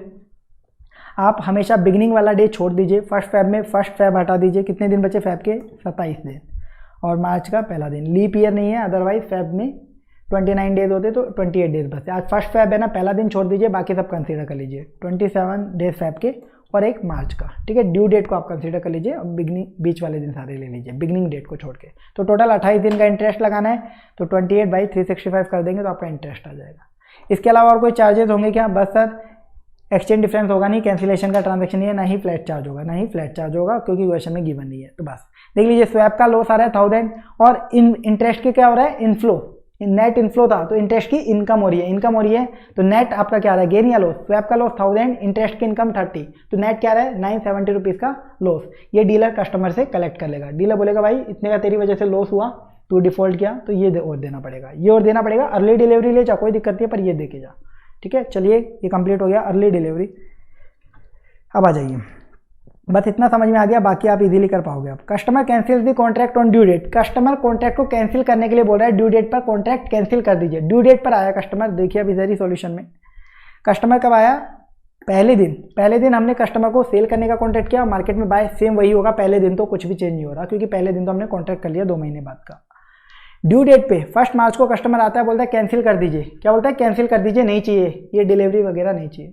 तो कस्टमर भगवान का रूप है, इसको बोल देंगे ठीक है कैंसिल कर दिया कॉन्ट्रैक्ट। यानी इस कॉन्ट्रैक्ट का कुछ करना है क्या, इसका कुछ नहीं करना, ये खत्म हो चुका है, इसका कुछ नहीं देना, कस्टमर को कोई डिलीवरी नहीं देनी। लेकिन सर मार्केट में जो कॉन्ट्रैक्ट किया वो तो निभाना पड़ेगा। मार्केट में 0 टाइम पे अपने 2 मंथ फॉरवर्ड बाय किया था, आज 1 मार्च है ड्यू डेट, आज मार्केट से बाय करना ही करना पड़ेगा, मार्केट में मना नहीं कर सकता मैं। तो कस्टमर के कैंसिलेशन की वजह से, अगर कस्टमर कैंसिल नहीं करता तो जो मार्केट से आज बाय करता वो कस्टमर को बेच देता, पर कस्टमर के कैंसिलेशन की रिक्वेस्ट की वजह से मार्केट में मुझे क्या करना पड़ेगा, जो मार्केट से खरीदा वो मैं मार्केट में ही बेच दूंगा। आज ड्यू डेट पे आ रहा है ना कस्टमर, तो आज ही मार्केट में बेच दूं कि आज ही खरीदना है मार्केट से, आज 2 मंथ कंप्लीट हो गए ना, आज खरीदना है तो आज मार्केट में स्पॉट सेल कर दूं। मैं सेल कर रहा हूं, एक्चुअल डीलर बाय करेगा, कम से कम पे कम वाली रेट ले ली स्पॉट की, स्पॉट में कर रहे हैं तो बस यही रेट आ गई। अब बताओ इस रेट पे एक्सचेंज मार्जिन लगाएं क्या, आप बोलोगे सर इंटर बैंक में ट्रांजैक्शन हो रहा है एक्सचेंज मार्जिन नहीं लगता, पर मैंने क्या बोला आपको नोट्स में लिखवाया था, as per federal rule customer की कैंसिलेशन रिक्वेस्ट की वजह से डीलर को जो सिंगल ट्रांजैक्शन करना पड़ता है मार्केट में, कस्टमर ने कैंसिल बोला और उस कैंसिलेशन की वजह से ही तो ये करना पड़ा, ये सिंगल ट्रांजैक्शन हुआ है, यहाँ पे केवल एक ही ट्रांजैक्शन हुआ है मार्केट में, बस केवल सिंगल ट्रांजैक्शन करना पड़ा मार्केट में कस्टमर के कैंसिलेशन की वजह से, अदरवाइज ये नहीं होता। तो इस पे आपको एक्सचेंज मार्जिन कंसीडर करना है एज पर फेडरल रूल। हम सेल कर रहे हैं तो एक्चुअल डीलर बाय कर रहा है, वो कम से कम पे करेगा तो मार्जिन लेस करेगा, ये आ गया, रेट को राउंड ऑफ कर दो, ये आ गई बस। और कुछ होगा क्या सर ये ट्रांजैक्शन तो कस्टमर के साथ वाला तो करना ही है, मार्केट के साथ बाय किया और मार्केट में सेल कर दिया, सारे ट्रांजैक्शन सेट ऑफ हो गए, बस और कुछ नहीं करना अपने को, ट्रांजैक्शन का चार्ट बन गया। अब आपको कैलकुलेशन कर लेनी है रेट वगैरह की, ठीक है। हमेशा ऐसे ही चार्ट बना के आप सॉल्व करना और फिर कैलकुलेशन कर लेना, स्वैप गेन लॉस जो भी चीज़ें आ रही हैं, आपको मार्क्स भी फुल मिलेंगे और क्वेश्चन तभी ये सही से सॉल्व होगा, अदरवाइज कभी सॉल्व हो ही नहीं सकता अगर आप रट के जाते हो तो, ठीक है। ऐसे चार्ट बनाओ, उसमें रेट सेलेक्ट करो और फिर आपका फाइनल अमाउंट जो भी कैलकुलेशन पूछी गई है वो कैलकुलेट करके बता दीजिए। चलिए अब इसमें आप बताइए, पहला कंपोनेंट स्वैप गेन लॉस होगा क्या सर, मार्केट में सिंगल डे पर 2 ट्रांजैक्शन होने चाहिए, कहीं पर भी सिंगल डे पर 2 ट्रांजैक्शन हो रहे, एक 1 जनवरी को एक ट्रांजैक्शन हुआ था मार्केट में, 1 मार्च को एक, स्वैप गेन लॉस है ही नहीं इस क्वेश्चन में। फ्लैट चार्ज है क्या सर, नहीं है क्वेश्चन में। इंटरेस्ट लगेगा क्या सर, ड्यू डेट पर कैंसिलेशन हो रहा है, ड्यू डेट वाले में कभी भी इंटरेस्ट नहीं आएगा, चाहे कोई सा भी केस हो, तो सर इंटरेस्ट भी नहीं आएगा। एक्सचेंज डिफरेंस बताइए, कैंसिलेशन गेन लॉस सर वो तो आएगा ही, कैंसिलेशन में ही आता है वो तो कंफर्म आएगा। वो किस किस के बीच में निकलता था, initial transaction entered by dealer with customer, dealer ने इनिशियल ट्रांजैक्शन जो कस्टमर के साथ एंटर किया था वो उसकी रेट, एंड कस्टमर की कैंसिलेशन रिक्वेस्ट की वजह से डीलर ने मार्केट में जो सिंगल ट्रांजैक्शन किया था वो रेट, ये इन दोनों का डिफरेंस कैंसिलेशन गेन लॉस होगा। यानी ये जो रेट आई है ये 40.76 और ये 41.14, इन दोनों का डिफरेंस कैंसिलेशन गेन लॉस है, ये पता चल गया। तो गेन है कि लॉस है, देखो कस्टमर खरीद लेता, अब देखो यहाँ पे वापस बताता हूँ, गेन है कि लॉस है वो भी लॉजिकली समझा देता हूँ आपको। कस्टमर को मैं सेल कर देता, कस्टमर मना नहीं करता कैंसिल के लिए, तो कस्टमर को हम सेल कितने पे करते, इतने पे। लेकिन कस्टमर के मना करने की वजह से हमें मार्केट में सेल करना पड़ा कितने पे, 40.76 पे। या मैं कस्टमर अगर मना नहीं करता तो मैं कस्टमर को 41.14 पे बेचता, लेकिन कस्टमर के मना करने की वजह से मार्केट में 40.76 पे बेचना पड़ा, तो क्या हो गया, नुकसान हो गया। इन दोनों का डिफरेंस, ये लॉस आ गया, टोटल एक्सचेंज डिफरेंस आ गया $10,000 का कॉन्ट्रैक्ट था, उससे मल्टीप्लाई करने पे तो बस केवल एक ही चीज़ होगी, तो एक ही आ गया आपका नेट लॉस। चलिए, इतना इजी था आपका। अर्ली डिलीवरी कर लिया, ड्यू डेट कैंसिलेशन कर लिया अपन ने। अब देखिए next, customer cancel the contract on 1 फरवरी 2022, यानी अर्ली कैंसिलेशन। 1 फरवरी अर्ली डेट है और इस दिन कैंसिल के लिए बोल रहा है, यानी अर्ली कैंसिलेशन वाला केस है 1 फरवरी को। अब देखो, आ जाओ वापस से चार्ट पे। मैं आपको सिर्फ रिवाइज करा रहा हूँ, क्वेश्चन अपने डिटेल में लेक्चर में सॉल्व किया हुआ है, तो वो उम्मीद मत करो यहाँ पे, ठीक है। तो अब बस केवल रिवाइज कर रहे हैं अपन। यहाँ पे देखिए, डीलर ने स्टार्टिंग में कस्टमर से सेल करने का कॉन्ट्रैक्ट किया, मार्केट में बाय का, ये तो अपन ने अच्छे से समझ लिया। उसके बाद कस्टमर आ गया 1 फेब को, चलो भाई 1 फेब को आ गया रिक्वेस्ट फॉर कैंसिलेशन। कस्टमर ने बोला, भाई साहब मैंने आपसे कॉन्ट्रैक्ट किया था 1 तारीख को 2 महीने बाद का सेल के लिए कि आप मुझे सेल करोगे, लेकिन अब आप वो कॉन्ट्रैक्ट कैंसिल कर दीजिए। अब आप वो कॉन्ट्रैक्ट कैंसिल कर दीजिए। कस्टमर भगवान है, मैंने बोला आप भगवान हो, आपकी बात कैसे नहीं मानेंगे, तो भाई हम कैंसिल कर देते हैं, ठीक है। आपके साथ तो कुछ भी नहीं करना, इतना पता चल गया। लेकिन भाई साहब मैंने आपकी वजह से मार्केट में कॉन्ट्रैक्ट किया था 2 मंथ फॉरवर्ड बाय का, और मार्केट के साथ कॉन्ट्रैक्ट किया है, वो तो निभाना पड़ेगा। आज से 1 महीने बाद, आज क्या है 1 फेब, ये कब ड्यू होगा, 1 मार्च को ड्यू होगा। आज से 1 महीने बाद मुझे मार्केट में खरीदना है। अगर आप मना नहीं करते तो मैं आपको बेच देता, पर अब क्या करूं, वो मेरे काम का नहीं है, तो मैं एज इट इज मार्केट में बेच दूंगा। कब, आज से 1 महीने बाद जब मैं मार्केट से खरीदूंगा तभी बेच दूंगा। तो अपने आप को सेव करने के लिए क्या कर लूँ, आज ही मैं 1 मंथ फॉरवर्ड सेल का कॉन्ट्रैक्ट कर लूँ, 1 मंथ फॉरवर्ड सेल का कर लूँ मार्केट में। 1 महीने बाद मैं मार्केट में बेचूंगा तो एक्चुअल डीलर खरीदेगा, कम से कम में स्पॉट कम वाली ले लो और 1 मंथ का प्रीमियम कम वाला ले लो, आपकी रेट आ गई। क्या एक्सचेंज मार्जिन वगैरह लगाएं क्या, सर ये ट्रांजेक्शन क्यों किया डीलर ने, कस्टमर के कैंसिलेशन की रिक्वेस्ट के कारण। अगर कस्टमर कैंसिलेशन के लिए नहीं बोलता तो ये ट्रांजैक्शन करते क्या, नहीं करते, ये ट्रांजैक्शन नहीं करते, क्योंकि कस्टमर को ही हम बेच देते मार्केट से खरीद के। लेकिन कस्टमर ने अर्ली डेट पे बोला कैंसिलेशन, तो उसकी वजह से मैंने मार्केट में 1 महीने बाद बेचने का कॉन्ट्रैक्ट किया। 1 मंथ फॉरवर्ड क्यों किया, उसका मैंने लॉजिक बता दिया, क्योंकि मार्केट में आते 1 महीने बाद खरीदना है, तो 1 महीने बाद मैं बेच दूंगा। तो एक्सचेंज मार्जिन लगाना पड़ेगा, कैंसिलेशन की वजह से मार्केट में सिंगल ट्रांजेक्शन हो रहा है बस। तो सामने अपन बेच रहे हैं, तो सामने वाला एक्चुअल डीलर खरीद रहा है, कम से कम पे खरीदेगा तो मार्जिन लेस करेगा, रेट आ गई आपकी। इसके अलावा और कुछ करना है क्या, नहीं सर, कस्टमर का तो कॉन्ट्रैक्ट वैसे ही कैंसिल हो गया, मार्केट के साथ हमने बाय करना है तो उसको हम सेट ऑफ सेल करने से कर ही लिए, तो यानी सारे कॉन्ट्रैक्ट्स हो चुके हैं। अब आप निकाल लीजिए आपके फाइनल प्रॉफिट या लॉस, ठीक है। फाइनल प्रॉफिट लॉस क्या आ रहा है, स्वैप गेन लॉस हो रहा है। सर कोई भी डेट पर मार्केट में 2 ट्रांजेक्शन नहीं हो रहा। आपका क्या इसमें फ्लैट चार्ज है, नहीं है सर। क्या इसमें एक्सचेंज डिफरेंस है, बिल्कुल सर वो होगा, क्योंकि कैंसिलेशन में ही आता है एक ये वाली रेट का, और इसका डिफरेंस वो ऑलरेडी बता चुका हूँ, अपने भी कैलकुलेट किया था। क्या सर इसमें इंटरेस्ट आ सकता है, सर ये अर्ली कैंसिलेशन है, आपने बोला था अर्ली सेटलमेंट के केस में इंटरेस्ट हो सकता है, जरूरी नहीं है, हो सकता है। क्यों, क्योंकि अर्ली डेट है तो हो सकता है। कैसे, अगर कैश में इनफ्लो आउटफ्लो हुआ तो पक्का होगा। तो आपको अर्ली डेट में कैश में इनफ्लो आउटफ्लो ढूंढ लेना है। अर्ली डेट है 1 फेब, इस दिन बताओ क्या क्या हुआ है। इस दिन सर कस्टमर ने मना किया तो कुछ नहीं, ठीक है, कैंसिल, और मार्केट में हमने बस 1 मंथ फॉरवर्ड सेल का कॉन्ट्रैक्ट किया, तो क्या कहीं पे कैश आया गया सर 1 मंथ फॉरवर्ड का हुआ है, कोई कैश आया गया कुछ भी नहीं हुआ आज के दिन, तो कैश इनफ्लो आउटफ्लो ही नहीं हुआ, तो इंटरेस्ट किस बात का लगेगा भाई, कोई इंटरेस्ट नहीं लगेगा, ठीक है। तो यानी इंटरेस्ट भी नहीं होगा। तो मैंने बताया था ना, अर्ली वाले केस में हमेशा केवल अर्ली कैंसिलेशन, अर्ली डिलीवरी में ही इंटरेस्ट होगा, बाकी नहीं होगा। तो बस केवल एक्सचेंज डिफरेंस आएगा, खत्म। तो अर्ली कैंसिलेशन भी आपको मैंने कंप्लीट करवा दिया है। इतना ईजी होता है जिसको आप रटने में पता नहीं कितना टाइम इन्वेस्ट करते हो, बस लॉजिकली समझो। इसके बाद 5th, बस ये समझ गए तो बाकी सारे केसेस हो जाएंगे। 5th वाला है आपका, customer cancel the contract on 3 मार्च 2022, यानी लेट कैंसिलेशन। ड्यू डेट मेरी कितनी थी, 1 मार्च।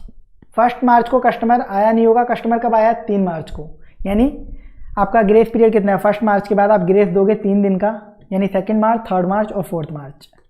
4 मार्च तक का मैंने उसको ग्रेस पीरियड दिया है, 4 मार्च तक का मैंने उसे ग्रेस पीरियड दिया है, और वो कब आता है, 3 मार्च को, यानी ड्यू डेट के बाद, आता है, लेकिन ग्रेस पीरियड के खत्म होने से पहले, यानी लेट कैंसिलेशन। बस ये समझ गए तो बाकी सारे केसेस हो जाएंगे।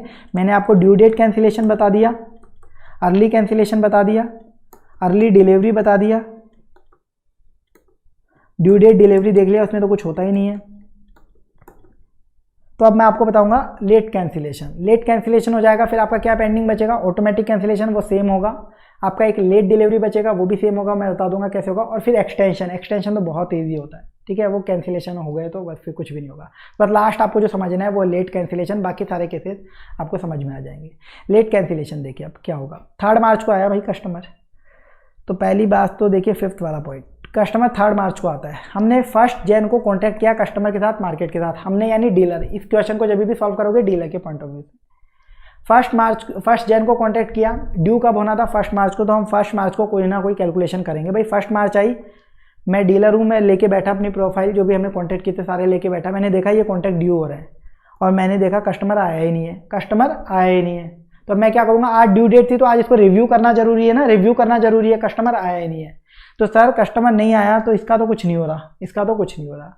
लेकिन अभी मार्केट में मैंने बाय करने का कॉन्टैक्ट किया था 1 जैन, और मार्केट में क्या है वो तो निभाना पड़ेगा, तो मार्केट से तो मेरे को बाय करना ही करना पड़ेगा। तो आज के दिन मैं जाके मार्केट में बाय कर लूंगा इस रेट पर जो मैंने कॉन्ट्रैक्टेड रेट थी, तो बाय करके अपने पास रख के क्या करूँ, कस्टमर तो आया ही नहीं डिलीवरी लेने, तो क्या करूँ, इसको तुरंत मार्केट में बेच देता हूँ, तुरंत मार्केट में बेच देता हूँ। तो मार्केट में 1 मार्च को मैं स्पॉट सेल करूँगा, मैं सेल करूँगा, सामने वाला बाय करेगा कम से कम पे, ठीक है। ये रेट आ गई बस स्पॉट की, कोई प्रीमियम वगैरह लेना नहीं, फॉरवर्ड की नहीं है, स्पॉट की रेट है। क्या एक्सचेंज मार्जिन वगैरह लगाऊं, तो एक्सचेंज मार्जिन कब लगता है, कैंसिलेशन की वजह से जो सिंगल ट्रांजैक्शन करते हैं। क्या यहाँ पे कस्टमर ने भी कैंसिलेशन की रिक्वेस्ट डाली, अभी 1 मार्च की बात करो, जिस दिन हो बस उस दिन सोचो, आप एडवांस में आगे पीछे का कुछ नहीं सोचना, जिस दिन की कैलकुलेशन कर रहे हो उस दिन। 1 मार्च को आज के दिन क्या कस्टमर आया है मेरे पास कैंसिल बोलने, नहीं, वो कुछ भी बोलने नहीं आया, वो ना कैंसिल बोलने आया ना डिलीवरी, वो आया ही नहीं है। तो यानी कैंसिलेशन की वजह से नहीं हो रहा, तो इस पर कोई एक्सचेंज मार्जिन नहीं लगेगा मार्केट के ट्रांजेक्शन पे। अब देखो क्या होगा, तो सर बस यहीं पे खत्म हो जाना चाहिए क्वेश्चन, लेकिन फेडाई ने क्या बोला, कस्टमर को आपको 3 दिन का ग्रेस देना पड़ेगा, कस्टमर को आपको 3 दिन का ग्रेस देना पड़ेगा कि वो 3 दिन में आ सकता है। तो 3 दिन में आ सकता है ये सोच के, 3 दिन में आ सकता है तो यानी उसको डिलीवरी करनी पड़ जाए, मान लो 3 दिन में आ सकता है तो उसको डिलीवरी करनी पड़ जाए, ये मान लो। तो उस केस में क्या करेंगे, तो 1 मार्च को मैं एक और काम करूंगा, मैं मार्केट से आज जो खरीदा वो तो बेच दिया, आज तो आया नहीं कस्टमर, आज का तो काम कंप्लीट, लेकिन वो 3 दिन में आ सकता है, लेकिन 3 दिन में वो कभी भी आ सकता है। आज 1 मार्च है, 2 मार्च को भी आ सकता है, 3 मार्च को भी आ सकता है, 4 मार्च, 3 दिन का ग्रेस पीरियड है, कभी भी आ सकता है। यानी मेरे को इन 3 दिन में से कभी भी मार्केट से बाय करके कस्टमर को देना पड़ेगा, मार्केट से बाय करके कस्टमर को देना पड़ेगा, ठीक है। तो अब इनमें से कौन सी रेट लूँ सर, 3 दिन में तो कौन सा फॉरवर्ड मार्केट में बाय करूँ, इतना तो पता चल गया मार्केट में फॉरवर्ड बाय करना है, लेकिन 2 मार्च के लिए करूँ, 3 मार्च या 4 मार्च, क्योंकि कस्टमर इनमें से कभी भी आ सकता है। तो सर आपने एक ट्रांजिट पीरियड वाला कंसेप्ट लगाया था वो लगा दो, नहीं वो यहाँ नहीं लगेगा, वो कस्टमर के साथ लगता है जब कस्टमर को ऐसा कुछ केस होता है ट्रांजिट पीरियड, वो यहाँ पे मिक्स मत कर देना। यहाँ पे बस एक स्पेसिफिक चीज़ होगी, मैं मार्केट के साथ एक फॉरवर्ड कॉन्ट्रैक्ट करूंगा बाय करने का, लेकिन कौन से दिन का करूँ ये नहीं पता, तो मैं ओपन कॉन्ट्रैक्ट कर लूंगा, मार्केट के साथ फॉरवर्ड कॉन्ट्रैक्ट बाय करने का करूंगा ओपन नेचर का। सर ये ओपन नेचर का क्या होता है, अब ये तो बताओ। ओपन नेचर का मतलब मैं चाहूँ तो 2 मार्च को बाय कर लूँ मार्केट से, 3 मार्च को, 4 मार्च को, कभी भी जितने टाइम पीरियड का करूंगा। मान लो मैंने 1 मंथ फॉरवर्ड बाय किया तो 1 महीने में मैं किसी भी दिन जाके मार्केट से खरीद सकता हूँ। सर अच्छा ऐसी बात, तो सर आप मुझे एक बात बताओ, इतनी देर से आप ये राम कहानी पूरी बना के ये प्रोसेस बना रहे हो, स्टार्टिंग में कस्टमर से भी ओपन का कॉन्ट्रैक्ट कर लेते, मार्केट से भी ओपन का कर लेते, खेल ही खत्म था, ये सबकी जरूरत ही नहीं थी। सर ओपन जो कॉन्ट्रैक्ट होता है फॉरवर्ड का वो कर नहीं सकता है डीलर कभी भी, नॉर्मल केस में कस्टमर के साथ तो कभी भी नहीं कर सकता, और मार्केट में भी नॉर्मल केस में नहीं कर सकता। सिर्फ एक बार ये करना अलाउ होता है जब कस्टमर को ग्रेस देना होता है, 3 दिन का जब कस्टमर को ग्रेस पीरियड देना होता है, तब एज पर फेडाई आरबीआई के थ्रू डीलर को अलाउ होता है, केवल उस केस में अलाउ होता है, उस केस में अलाउ होता है मार्केट में करने के लिए, जब 3 दिन का ग्रेस देना होता है। उस टाइम पे अगर डीलर को कोई फॉरवर्ड कॉन्ट्रैक्ट करना पड़े तो केवल उस टाइम अलाउ होता है, अदरवाइज अलाउ नहीं होता। जो चीज़ अलाउ नहीं होती वो कर ही नहीं सकते, इस वजह से। ठीक है, समझ में आ गया। बस इतना ध्यान रखो इस टॉपिक को, और कहीं पे मिक्स नहीं करना और कहीं पे काम भी नहीं आएगा। तो ओपन कॉन्ट्रैक्ट करेंगे फॉरवर्ड का बाय करने का, ठीक है, ओपन कॉन्ट्रैक्ट करेंगे, रेट वगैरह सब वैसे सिलेक्ट होगी जैसे फॉरवर्ड में करते हैं, कुछ अलग नहीं होगा इसमें। तो सर ओपन कॉन्ट्रैक्ट करेंगे फॉरवर्ड का बाय करने का, कौन सा करें, कौन सा कॉन्ट्रैक्ट करें सर, 2 मार्च, 3 मार्च, 4 मार्च, कितने दिन का करें? तो नियरेस्ट फॉरवर्ड कर लो, जो भी आपको आज के दिन नियरेस्ट फॉरवर्ड मार्केट में मिल रहा है जिसमें 3 दिन कवर हो जाए। तो सर 1 मार्च को एक बार देखता हूँ क्वेश्चन में क्या क्या फॉरवर्ड अवेलेबल है। देखो 1 मार्च को स्पॉट और 1 मंथ फॉरवर्ड का सबसे पास का क्या कौन सा फॉरवर्ड अवेलेबल है, 1 मंथ। 1 मंथ में 3 दिन भी आ जाते हैं, तो सर ये कर लो बस, और कोई तरीका नहीं है। इसको नाम अपन दे देंगे ओपन बाय, ये मैंने कंसेप्ट समझाने के लिए नामकरण दिया है, अदरवाइज सेम वैसे ही होगा जैसे आप करते हो। तो नियरेस्ट 1 मंथ का फॉरवर्ड है, ये हम बाय कर लेंगे। हम बाय करेंगे, एक्चुअल डीलर सेल कर रहा होगा ज़्यादा से ज़्यादा रेट, तो स्पॉट की ज़्यादा और प्रीमियम ज़्यादा ऐड कर दिया तो आपका कॉन्ट्रैक्ट आ जाएगा। ठीक है, ये आपकी रेट आ गई कंप्लीट। 1 मार्च को कस्टमर नहीं आया, मार्केट से बाय किया तो एज इट इज सेल कर दिया, लेकिन कस्टमर को 3 दिन का ग्रेस देना है, इसलिए एक ओपन कॉन्ट्रैक्ट फॉरवर्ड का नियरेस्ट फॉरवर्ड हमने बाय कर लिया ताकि कस्टमर आए तो उसको हम सेल कर दें। अब देखो 3 दिन का ग्रेस, 2 तारीख निकल गई, 3 तारीख आई। 3 तारीख को कस्टमर साहब पधार गए हमारे ऑफिस में, उन्होंने बोला सर एक कॉन्ट्रैक्ट किया था जिसकी ड्यू डेट ये थी, आज कैंसिल कर दीजिए। हमने बोला बहुत बढ़िया भाई साहब, कैंसिल करवाना था पहले ही बता देते, आपके चक्कर में ये एक्स्ट्रा करना पड़ा, हमें भी मेहनत करनी पड़ी, बच्चों को कैलकुलेशन करनी पड़ी, कोई बात नहीं। चलिए रिक्वेस्ट फॉर कैंसिलेशन 3 मार्च, अब भगवान हो आपकी बात कैसे नहीं मानेंगे, कर देते हैं कैंसिल। तो कस्टमर ने बोला कैंसिल कर दो, तो कस्टमर का तो कोई लेना देना नहीं है, कॉन्ट्रैक्ट कैंसिल। मार्केट के साथ ये बाय करने का था, ये इससे सेट ऑफ हो गया था स्पॉट सेल करके 1 मार्च को। बस एक कॉन्ट्रैक्ट पेंडिंग है, ये वाला, ये कॉन्ट्रैक्ट पेंडिंग है मार्केट से जो ओपन बाय किया था। तो यानी मार्केट के साथ किया है तो निभाना पड़ेगा, मार्केट से तो बाय करना पड़ेगा। तो कस्टमर ने 3 मार्च को ही बोल दिया कि कैंसिल करो, तो मार्केट में बाय करने का मुझे समझ में आ गया, इस कॉन्ट्रैक्ट के अगेंस्ट कोई जरूरत नहीं है, अब ये कॉन्ट्रैक्ट के आगे कोई जरूरत नहीं है। तो ये ओपन नेचर का था, कभी भी एक्सरसाइज कर सकते हो, तो आज बाय कर लूंगा मार्केट से, आज ही बाय करके खत्म करूँ ना इसको, आज ही बाय करके खत्म करूँ, तो मार्केट से आज ही बाय कर लाऊंगा। अब बाय करके अपने पास रख के क्या करूँ, कस्टमर ने तो मना कर दिया, तो एज इट इज मार्केट में सेल कर दूंगा। तो कस्टमर की कैंसिलेशन करने की वजह से ये जो मैंने बाय किया था, मार्केट में बाय का कॉन्ट्रैक्ट किया था, उससे आज बाय कर लिया, वो मार्केट में ही मुझे बेचना पड़ा। मार्केट में बेचूंगा तो कम से कम में बिकेगा, क्योंकि सामने वाला एक्चुअल डीलर है, वो बाय करेगा तो कम से कम पे। एक्सचेंज मार्जिन लगेगा क्या, बिल्कुल सर, कैंसिलेशन की वजह से सिंगल ट्रांजेक्शन मार्केट में कर रहे हैं तो एक्सचेंज मार्जिन लगेगा, रेट आ गई, ठीक है। बस सेम वही प्रोसेस है और कुछ भी नहीं है जो मैंने आपको बताया, बस वो प्रोसेस माइंड में फिट है तो कभी इसका क्वेश्चन गलत होगा ही नहीं। अब इसमें आप निकाल लीजिए प्रॉफिट लॉस, बस इसके अलावा और कुछ नहीं है, सारे ट्रांजेक्शन सेट ऑफ हो चुके हैं आपस में। अब आप कैलकुलेट कर लीजिए। सबसे पहले स्वैप गेन लॉस निकलेगा क्या, देखिए मार्केट के साथ कोई सेम दिन 2 ट्रांजेक्शन हो रहे हैं क्या, सर बिल्कुल हो रहे हैं।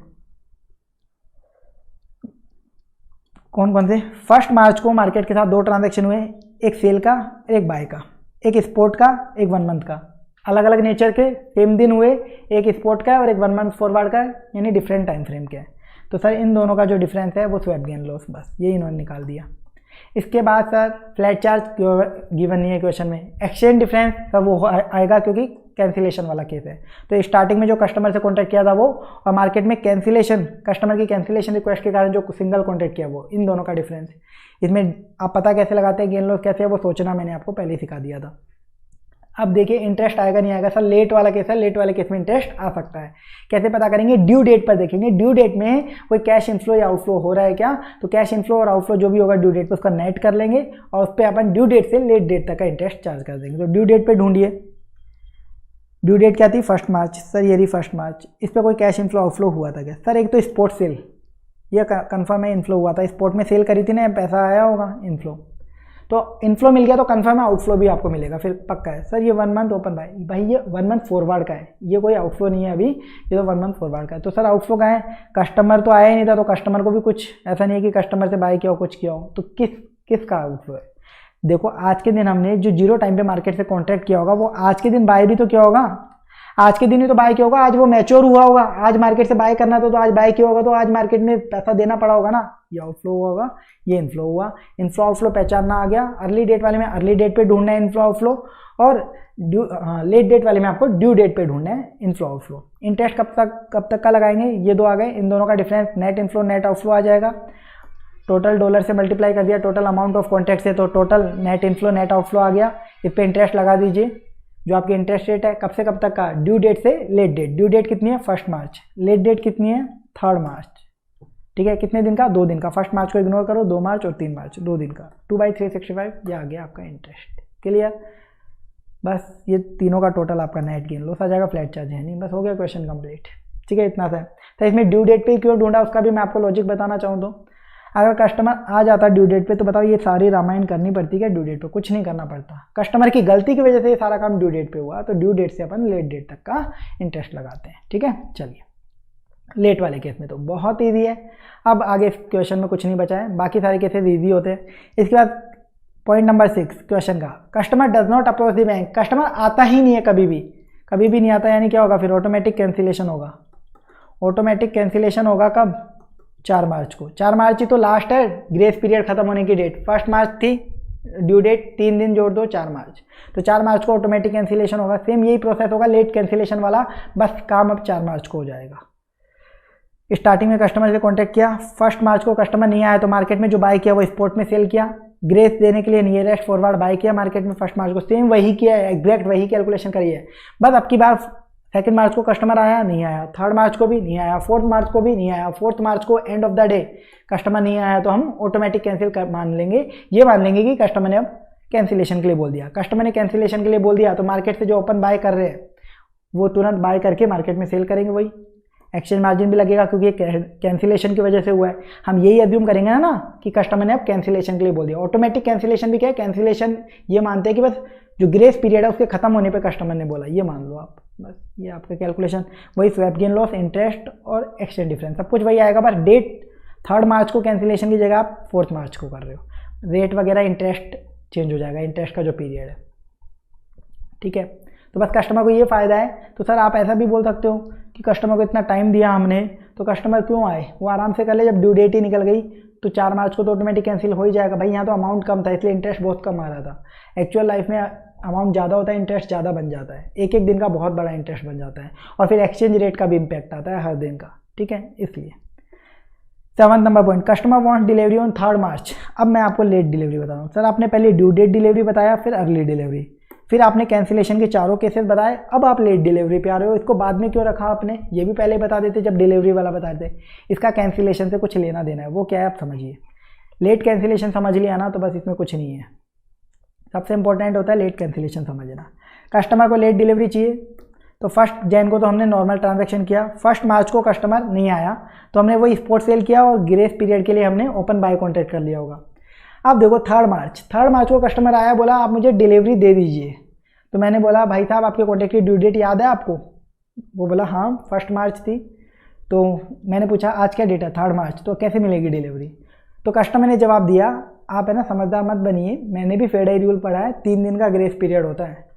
तो मैंने बोला अच्छा ये बात आपने फेडरल रूल पढ़ा है, 3 दिन का ग्रेस पीरियड होता है, मैं 3rd मार्च को आया हूँ, लेट डिलीवरी आप मुझे दे दीजिए। तो मैंने बोला आप फेडरल रूल तो पढ़े हो पर फेडरल रूल को आपने डिटेल में नहीं पढ़ा अभी तक। सर यानी क्या कस्टमर को लेट डिलीवरी नहीं देंगे क्या? कस्टमर भगवान होता है पर भगवान का ये भी दर्जा नहीं है कि वो फिर कुछ भी करता चला जाए, ठीक है। कॉन्ट्रैक्ट हुआ था 1 मार्च की डिलीवरी के लिए, तो डिलीवरी 1 मार्च को चाहिए मिल जाएगी, उससे पहले आप लेने आते हो तो डिफॉल्ट होगा, प्रॉफिट लॉस होगा, वो सब कंसिडर करके आपको उसी कॉन्ट्रैक्टेड डेट पे डिलीवरी दे देंगे। अब आप 3rd मार्च को आए हो, आपको डिलीवरी चाहिए तो आज के दिन जो रेट चल रही है ना उस पर आपको डिलीवरी लेनी है, ले लो। ये वाला जो कॉन्ट्रैक्ट है जो आपने 1 जैन को किया था 1 मार्च के लिए, ये तो हम कैंसिल ही करेंगे, ये तो कैंसिल ही होगा। फेडा ही बोलता है कि ये कैंसिल ही करना पड़ेगा, बस 3 दिन का ग्रेस देके कैंसिल करो कि कस्टमर को मौका दो खुद से आके वो कैंसिल करवा ले, बस 3 दिन का और टाइम दे दो, नहीं तो फिर हम 3rd डे के एंड पे आप ऑटोमेटिक कैंसिल कर दो। अदरवाइज क्या होता, हम 1 मार्च को, फेडा ये भी रूल बना सकता था कि 1 मार्च को डायरेक्टली आप ऑटोमेटिक कैंसिल कर दीजिए अगर कस्टमर नहीं आता है। पर पता नहीं फेडा को क्या मजा आया कि 3 दिन का ग्रेस रखो, 3 दिन के अंदर अगर कस्टमर डिलीवरी कुछ भी मांगने आया ना, पहले लेट कैंसिलेशन होगा, पहले हम लेट कैंसिलेशन करेंगे और 3 दिन में नहीं आया तो चौथे दिन मतलब 3rd डे के एंड में ऑटोमेटिक कैंसिलेशन हो ही जाता है। तो 3 दिन का ग्रेस पीरियड देना ना देना फालतू चीज़ थी, बस इसमें क्या है फेडा ही कमाना चाहता है। फेडा ही कौन बनाता है, फेडा ही के रूल आरबीआई बनाता है, यानी बैंक्स वाले मिलके सजेस्ट करते हैं। तो ये क्या बोलते हैं 1 मार्च को कस्टमर नहीं आता ना तो 3 दिन का मौका दो, 3 दिन के अंदर आ जाता है तो जिस दिन आया उस दिन कैंसिल कर देंगे, नहीं तो 4 मार्च यानी 3rd डे के एंड में कैंसिल कर देंगे। डिलीवरी वगैरह मांगने आया तो नहीं देंगे उस रेट पर, कैंसिल ही करेंगे। तो इससे क्या फ़ायदा हुआ, इससे इन बैंक वालों को फ़ायदा हो गया क्या, ये इंटरेस्ट कमाएंगे, एक्स्ट्रा प्रॉफिट लॉस कमाएंगे, ये 2-3 दिन में एक्सचेंज रेट का जो इम्पैक्ट आएगा, ठीक है, इसलिए इन्होंने 3 दिन का ये पीरियड रखा, ठीक है। तो यानी पहले क्या होगा, अब देखो आपको एग्जाम पॉइंट ऑफ व्यू से जो याद रखना है वो बता देता हूँ, बस उतना ध्यान रखो कि कस्टमर लेट डिलीवरी के लिए बोले तो उसको डिलीवरी नहीं मिलेगी, कॉन्ट्रैक्टेड रेट पे तो डिलीवरी नहीं मिलेगी, इस रेट पे तो डिलीवरी नहीं मिलेगी इसको। इसका क्या होगा, पहले लेट कैंसिलेशन होगा। लेट कैंसिलेशन करना है यानी मार्केट से बाय कर लेंगे तुरंत जो ओपन बाय का कॉन्ट्रैक्ट किया था और मार्केट में सेल कर देंगे, क्योंकि कस्टमर को तो सेल करना नहीं है, हम ये मानेंगे कि कस्टमर ने कैंसिलेशन के लिए बोला है। हम क्या मानेंगे कि कस्टमर ने कैंसिलेशन के लिए बोला है तो हम मार्केट में सेल करेंगे, कैंसिलेशन के लिए बोला है तो वही एक्सचेंज मार्जिन भी लगेगा, ये सिंगल ट्रांजेक्शन कैंसिलेशन की वजह से हुआ है तो ये सब होगा, ठीक है, ये सब हो गया प्रोसेस बस। तो वही स्वैप गेन लॉस निकल जाएगा, एक्सचेंज गेन लॉस और इंटरेस्ट सब कुछ वैसे ही निकलेगा जैसा आपने लेट कैंसिलेशन में निकाला, वही सेम आएगा इसमें। बस एक एक्स्ट्रा चीज़ कर देंगे, कस्टमर का पहले लेट कैंसिल कर दिया कॉन्ट्रैक्ट, अब वो डिलीवरी मांग रहा है आज के दिन, तो हम बोलेंगे आज के दिन जो मार्केट में रेट चल रही है उस पर डिलीवरी ले जा। तो आज के दिन नया कॉन्ट्रैक्ट कर लेंगे, आज क्या उसको डिलीवरी चाहिए ही, आज के आज ही चाहिए, तो आज के दिन स्पॉट सेल कर देंगे। आज क्या है 3rd मार्च कस्टमर को सेल करना था ना अपने को, तो 3rd मार्च को अपन कस्टमर को बेचेंगे, ज़्यादा से ज़्यादा में बेचेंगे, 41 की रेट, एक्सचेंज मार्जिन ऐड कर देंगे बस, ठीक है। तो ये हो गया, कस्टमर को कॉन्टैक्ट कर दिया, भेज दिया नई रेट पे दे दिया। तो यानी जब भी लेट डिलीवरी होगी पहले लेट कैंसिलेशन करोगे आप, लेट डिलीवरी होगी पहले लेट कैंसिलेशन करोगे, फिर आप नई रेट पे डिलीवरी दे दोगे। बस ऐसे ही होगा सेम एक्सटेंशन वगैरह में भी। एक्सटेंशन देख लीजिए, कुछ भी नहीं है, फटाफट से बता देता हूँ। 8th वाला पॉइंट, 9th वाला पॉइंट, 10th वाला पॉइंट, ये एक्सटेंशन के लिए, कस्टमर एक्सटेंशन के लिए बोले ड्यू डेट पर 1 मंथ के एक्सटेंशन के लिए, कस्टमर एक्सटेंशन के लिए बोले 2 महीने का अर्ली डेट पर 1 Feb को, और कस्टमर एक्सटेंशन के लिए बोले 1 मंथ का 3 मार्च यानी लेट डेट पर। यानी due date extension, early date extension, late date extension, कुछ भी नहीं है, सिंपल सा है। ड्यू डेट एक्सटेंशन होना तो ये मानो पहले कि ड्यू डेट पे कस्टमर ने कैंसिल करने के लिए बोला, आप पहले ड्यू डेट कैंसिलेशन करो, जो आप कैंसिलेशन में करते हो एज इट इज कर दो, और फिर कस्टमर को एक नया कॉन्ट्रैक्ट करके दे दो। 1 मंथ फॉरवर्ड का बोल रहा है तो 1 मंथ फॉरवर्ड का ड्यू डेट पर 1 मार्च को 1 मंथ फॉरवर्ड का नया कॉन्ट्रैक्ट करके दे दो कस्टमर को। बस early date cancellation, early date पे एक्सटेंशन बोले तो अर्ली डेट कैंसिलेशन कर दो, और अर्ली डेट पे देखो ये क्या बोला, 2 मंथ का एक्सटेंशन दो, तो 2 मंथ का नया कॉन्ट्रैक्ट करके दे दो कस्टमर को फॉरवर्ड का। बस काम खत्म भाई, पुराना कॉन्ट्रैक्ट तो कैंसिल ही होगा, उसमें कोई मॉडिफिकेशन नहीं होगा। लेट डेट को कस्टमर एक्सटेंशन के लिए बोले तो पहले लेट डेट वाला कैंसिलेशन का पूरा प्रोसीजर लगा दो, और उसके बाद लेट डेट पर 1 मंथ के एक्सटेंशन के लिए बोला, यानी 3 मार्च को आप 1 मंथ का नया कॉन्ट्रैक्ट दे दो कस्टमर को। इतना सा होता है ये एक्सटेंशन वाला पार्ट। यानी late delivery, early due date और लेट एक्सटेंशन बिल्कुल सेम होते हैं, इनमें कुछ एक्स्ट्रा नहीं करना। देखो पहले क्या ड्यू डेट एक्सटेंशन में क्या किया, पहले ड्यू डेट पे कैंसिलेशन किया, फिर कस्टमर को नया कॉन्ट्रैक्ट दे दिया। यहाँ पे चार्ट में मैंने क्या कस्टमर के साथ एक बस कस्टमर को नया कॉन्ट्रैक्ट किया तो कस्टमर के साथ सेल का कॉन्ट्रैक्ट कर लिया। कुछ स्टूडेंट्स के मन में डाउट आता था फिर ये एक्सटेंशन की वजह से भी, तो फिर मार्केट में नया कॉन्ट्रैक्ट किया कस्टमर के साथ, तो मार्केट में भी कवर करने के लिए दूसरा कॉन्ट्रैक्ट होना चाहिए था ना। कस्टमर को 1 मंथ फॉरवर्ड सेल किया तो मार्केट में अब 1 मंथ फॉरवर्ड बाय होना चाहिए, मार्केट में 1 मंथ फॉरवर्ड बाय होना चाहिए। बिल्कुल होगा, पूरा प्रोसेस अब वैसे ही होगा, क्योंकि ये नया कॉन्ट्रैक्ट बन गया, अब इसके साथ भी डीलर वैसे ही करेगा पूरा। लेकिन इससे आगे क्वेश्चन में पूछा है कि आपने नहीं पूछा तो क्यों जबरदस्ती कैलकुलेट करके दिखा रहे हो, टाइम वेस्ट कर रहे हो। बस इतना ही छोड़ दो, ठीक है। ये आपको समझ में आ गया होगा। इस टॉपिक पे जितना समझाना था वो स्पीडली मैंने आपको समझा दिया है,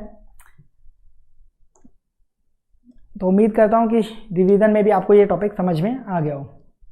बाकी लेक्चर में तो अपन ने डिटेल में देखा है। अब देखिए आ जाइए आप अपने नोट्स में। नोट्स में मैंने आपको सब एक्सप्लेन कर दिया था, एक समरी थी इस प्रोसेस की जो मैंने आपको एक्सप्लेन नहीं करी थी, अब वो समरी आपको समझ में आ जाएगी। देखिए डिलीवरी में क्या क्या केस हो सकता है, ड्यू डेट, तो ड्यू डेट डिलीवरी में क्या होगा, डिलीवरी कर देंगे कस्टमर को एग्री रेट पर, ड्यू डेट पर, ठीक है, ड्यू डेट पर एग्री डेट जो भी करी थी उस पर डिलीवरी दे देंगे, कोई प्रॉफिट लॉस नहीं आएगा डिफॉल्ट का, क्योंकि डिफॉल्ट है ही नहीं। अर्ली डेट डिलीवरी में क्या हो रहा था, डिलीवरी दे रहे थे एग्री डेट पर, कॉन्ट्रैक्टेड डेट पर कस्टमर को, और प्रॉफिट लॉस में यहाँ पे मैक्सिमम 3 कंपोनेंट आते हैं अर्ली डिलीवरी में, स्वैप गेन लॉस, इंटरेस्ट, ये अपने आ रहे थे। फ्लैट चार्ज क्वेश्चन में था नहीं, इसलिए अगर हो तो आएगा, इसलिए फ्लैट चार्ज इफ है नहीं, फ्लैट चार्ज तो हमेशा होगा तो ही आएगा। फिर late date, late date delivery में अपन क्या करे थे, पहले लेट डेट कैंसिलेशन, फिर नई रेट पर जो भी आज के दिन रेट है उस पर डिलीवरी दे रहे थे, बस वही करना है। कैंसिलेशन में समरी क्या हुई, ड्यू डेट कैंसिलेशन में कोई डिलीवरी नहीं दे रहे कस्टमर को, ड्यू डेट पर कैंसिल हो रहा था, तब प्रॉफिट लॉस में सिर्फ एक ही कंपोनेंट आ रहा था, एक्सचेंज डिफरेंस, और फ्लैट चार्ज होगा तो आएगा, अदरवाइज और कुछ नहीं आ रहा था। अर्ली डेट कैंसिलेशन में वही डिलीवरी नहीं देंगे, प्रॉफिट लॉस में इसमें भी सिर्फ एक ही कंपोनेंट आ रहा था, exchange difference. Late date cancellation में देखो क्या क्या हो रहा था, डिलीवरी दे नहीं रहे थे पर प्रॉफिट लॉस में सारे कंपोनेंट आ रहे थे, स्वैप गेन लॉस भी आ रहा था, एक्सचेंज डिफरेंस भी आ रहा था, इंटरेस्ट भी आ रहा था, फ्लैट चार्ज होगा तो आ जाएगा। सेम ऑटोमेटिक कैंसिलेशन में भी सारी चीज़ आ रही थी, सेम ही तो होता है वो। और एक्सटेंशन में क्या होगा, ड्यू डेट एक्सटेंशन है तो ड्यू डेट पे पहले कैंसिल करेंगे फिर नया कॉन्ट्रैक्ट कर देंगे, अर्ली डेट में पहले अर्ली डेट पे कैंसिल कर देंगे फिर अर्ली डेट पे नया कॉन्ट्रैक्ट, और लेट एक्सटेंशन हो तो पहले लेट डेट पे कैंसिल करेंगे फिर नया कॉन्ट्रैक्ट। ये पूरे प्रोसेस की समरी है जो अपन ने समझी एग्जाम्पल के थ्रू। चलिए ये आपका पूरा प्रोसेस हो चुका है कंप्लीट। इसके बाद मैंने एक नोट लिखा है, अगर कस्टमर डीलर के पास आता है ऑटोमेटिक कैंसिल होने के बाद, ऑटोमेटिक कैंसिल हो गया कॉन्ट्रैक्ट, और उसके बाद आ रहा है कस्टमर क्या बोल रहा है कि अब मुझे डिलीवरी दे दो या एक्सटेंड कर दो। अपना ऑटोमेटिक कैंसिल का बोल रहा था अपने एग्जांपल में 4 मार्च को, कस्टमर आता है 8 मार्च को, बोलता है कि मेरे को डिलीवरी दे दो, मैं एक कॉन्ट्रैक्ट करके गया था। मैं बोला भाई साहब आपका कॉन्ट्रैक्ट है ना, ग्रेस पीरियड भी पार कर गया, ऑटोमेटिक कैंसिल हो चुका है, अब आपको डिलीवरी चाहिए तो 8 मार्च को जो भी नई रेट है उस पर ले जाओ। और 8 मार्च को बोले मेरे को 1 महीने का एक्सटेंड कर दो, बोलेंगे 1 महीने का नया कॉन्ट्रैक्ट कर ले भाई साहब, वो कॉन्ट्रैक्ट तो खत्म हो चुका। तो ये नॉर्मल चीज़ें जो आपको अंडरस्टैंडिंग के बेसिस पे समझ में आ जानी चाहिए। तो अगर ऐसा केस हो, customer comes to dealer after automatic cancellation for delivery और extension, then new contract for such a delivery और extension will be entered with customer on such a date. ठीक है, क्योंकि ऑटोमेटिक कैंसिल तो हो चुका भाई, उसका लॉस या प्रॉफिट जो भी है, लॉस है तो पे कर दे, प्रॉफिट है तो मिलेगा नहीं, और नया कॉन्ट्रैक्ट कर ले भाई, वो तो खत्म हो चुका तेरा कॉन्ट्रैक्ट, ये बोल देंगे अपन उसको। ठीक है, चलिए आपको समझ में आ गया होगा। ये मैंने पूरा प्रोसेस आपको विद एग्जांपल समझाने की कोशिश करी कम टाइम के अंदर। चलिए अब आगे चलते हैं। अब आ जाइए foreign currency risk hedging techniques, जो इस चैप्टर में आपका सबसे इंपॉर्टेंट पार्ट है, जो आपको सीखना है मेजरली, जिसके बेसिस पे अपन ने स्टार्टिंग करी थी चैप्टर की, कि हमें डर लग रहा है 3 महीने बाद डॉलर मिलेंगे और डॉलर की वैल्यू गिर जाएगी, या फिर 3 महीने बाद मुझे अमेरिका में डॉलर पे करने हैं और मुझे डर लग रहा है कि डॉलर की वैल्यू बढ़ जाएगी। ये डर जो है फॉरेन करेंसी की जो रिस्क है, इसको हैज कैसे किया जा सकता है वो टेक्निक सीखेंगे। हैजिंग वर्ड का क्या मीनिंग होता है? रिस्क को कम करना, रिस्क को मैनेज करना या रिस्क को कम करना, उस वर्ड का नाम होता है हैजिंग। हैज करना, रिस्क को हैज कर देना। तो हैज करने की अलग अलग टेक्निक्स हैं। सबसे पहली टेक्निक फॉरवर्ड कॉन्ट्रैक्ट, सर इसको तो बहुत डिटेल में पढ़ लिया, इतनी बार फॉरवर्ड कॉन्ट्रैक्ट कर लिया, समझ में आ गया। फॉरवर्ड कॉन्ट्रैक्ट क्या होता है कि 0 टाइम पे हम डीलर के पास जाके कॉन्ट्रैक्ट कर लेते हैं कि उस दिन पैसा मिलेगा या पैसा पे करना है फॉरेन करेंसी में, बाय या सेल करने का कॉन्ट्रैक्ट कर लेते हैं। रेट आज ही डिसाइड कर लेते हैं, उस दिन मार्केट में कोई भी रेट हो फर्क नहीं पड़ता, हमने तो जिस रेट पे डीलर से कॉन्ट्रैक्ट कर लिया होगा उसी रेट पे हम डिलीवरी ले लेंगे, बस ये होता है फॉरवर्ड कॉन्ट्रैक्ट। तो इसमें आईसीआई क्या क्वेश्चन पूछेगा जनरली, सिर्फ फॉरवर्ड कॉन्ट्रैक्ट के नॉर्मल क्वेश्चन में, सिर्फ फॉरवर्ड कॉन्ट्रैक्ट के नॉर्मल क्वेश्चन में आईसीआई आपसे क्या पूछ सकता है?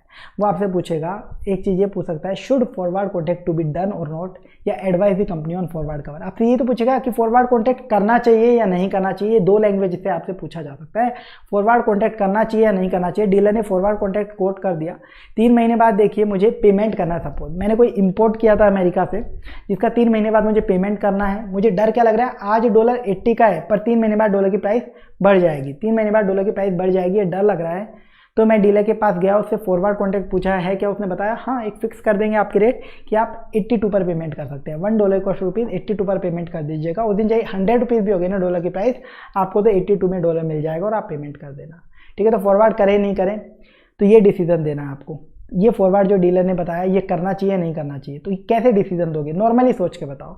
हम ये एक्सपेक्टेशन पता करेंगे कि उस दिन मार्केट में क्या प्राइस हो सकती है। एक्चुअल प्राइस तो पता कर ही नहीं सकते, प्रेडिक्ट तो कर ही नहीं सकते मार्केट को, लेकिन हम एक्सपेक्टेशन लगा सकते हैं कि उस दिन मार्केट में क्या प्राइस हो जाएगी, वो एक्सपेक्टेशन पता कर सकते हैं। यानी एक्सपेक्टेड स्पॉट रेट में देख लूँ, एक्सपेक्टेड स्पॉट रेट पर क्या पेमेंट होगा वो देखूँ। मान लो एक्सपेक्टेड स्पॉट रेट उस दिन की मैंने पता करी, वो है $1 कॉस्ट रुपीज़ 85, यानी $1 लाख खरीदने के लिए मुझे 85 लाख का पेमेंट करना पड़ेगा।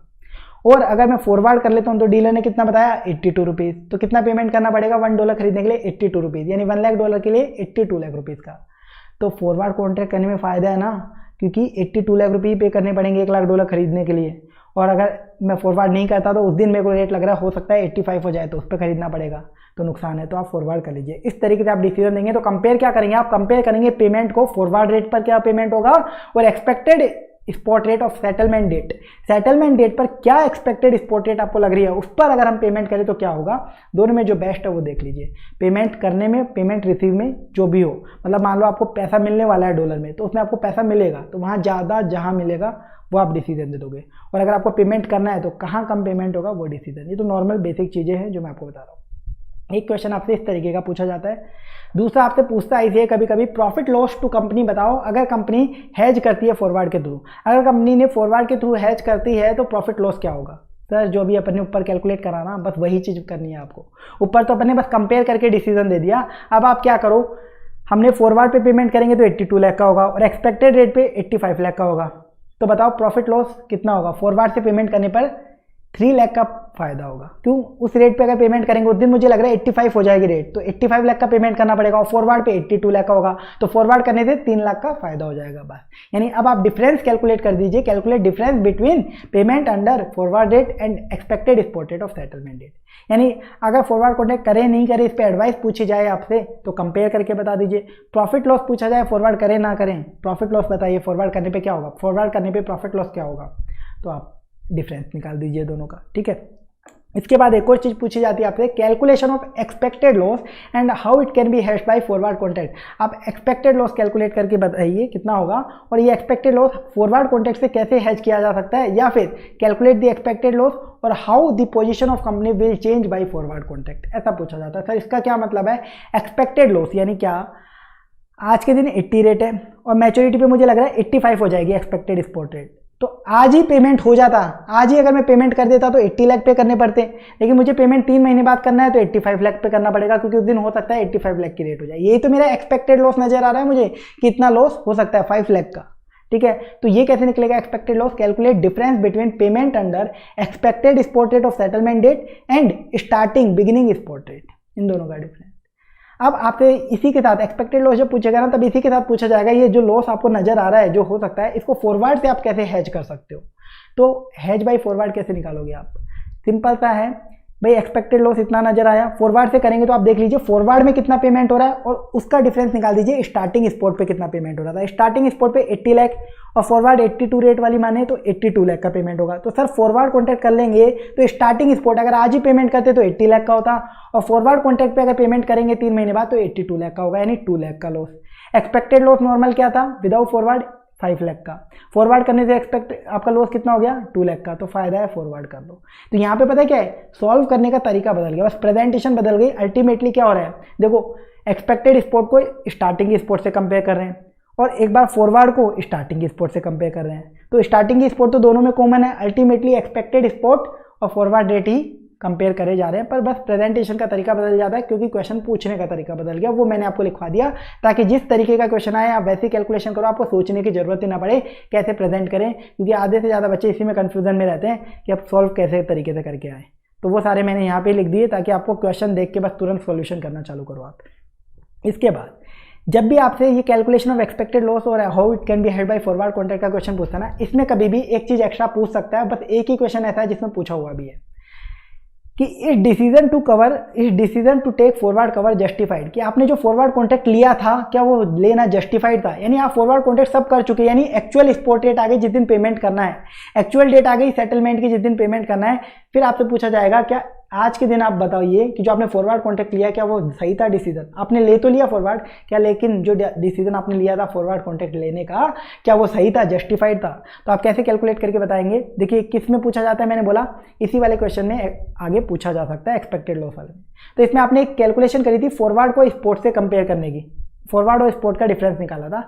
अब आप क्या करिए, आज के दिन जो एक्चुअल स्पॉट रेट हो गई उसको स्टार्टिंग स्पॉट से डिफरेंस निकाल दीजिए और ये डिफरेंस और फॉरवर्ड वाला जो डिफरेंस उसमें कैलकुलेट करके बता दीजिए, कंपेयर करके डिसीजन देके बता दीजिए कि कौन सा बेटर है। तो अल्टीमेटली पता आप क्या करो, एक्चुअल स्पॉट रेट आज के दिन क्या हो गई और फॉरवर्ड रेट क्या थी, उन दोनों को कंपेयर कर रहे हो। कैसे, फॉरवर्ड पे 82 लाख का पेमेंट हुआ और आज के दिन मान लो रेट हो गई 84 रुपए की, यानी अगर मैं फॉरवर्ड नहीं लेता तो 84 के अकॉर्डिंग पेमेंट करना पड़ता है, यानी 84 लाख का पेमेंट करना पड़ता।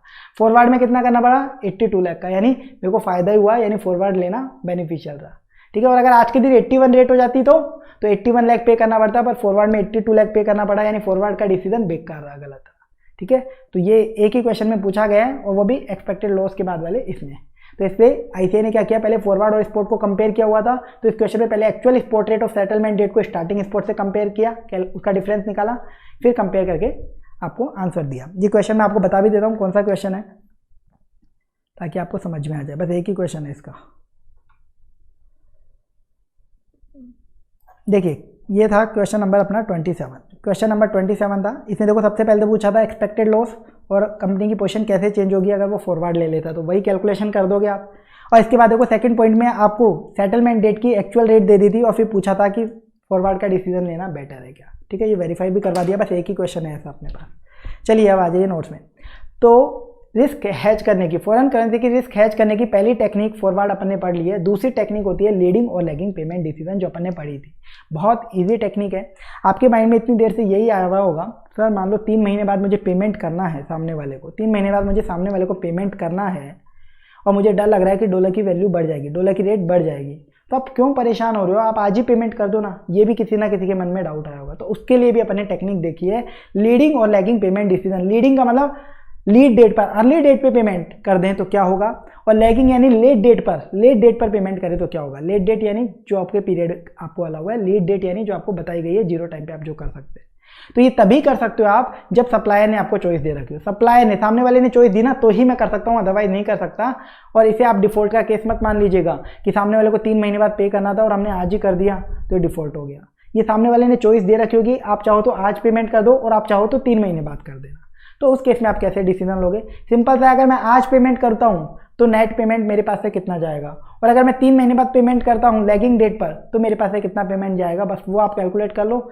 जो पेमेंट कम हो रहा होगा, जहां आपका पैसा कम जा रहा होगा वो बेनिफिशियल है, उस डेट पे आप पेमेंट कर दीजिए। तो इसमें आप कैसे निकालेंगे, देखिए लीडिंग डेट का पेमेंट, अर्ली डेट का पेमेंट निकालने के लिए आपको क्या करना है, जो सप्लायर ने आपको इनवॉइस अमाउंट दे रखा है वो उठा लीजिए। सपोज उसने बताया $1 लाख का अमाउंट आपने उठा लिया, लेकिन उसने ऐसा बोला अगर आप आज ही पेमेंट कर देते हो ना तो 1000 का मैं आपको डिस्काउंट दे दूंगा, यानी मेरे को कितना पे करना पड़ेगा, सिर्फ 99,000। अगर आज पेमेंट कर दूंगा तो 99,000 ही पे करना पड़ेगा, क्योंकि लीड डेट पर, अर्ली डेट पर पेमेंट करने के लिए उसने मुझे डिस्काउंट दिया। तो take invoice amount and less discount given by supplier if any, अगर कुछ है तो सप्लायर ने कोई डिस्काउंट नहीं बता रखा तो जबरदस्ती लेस मत कर देना।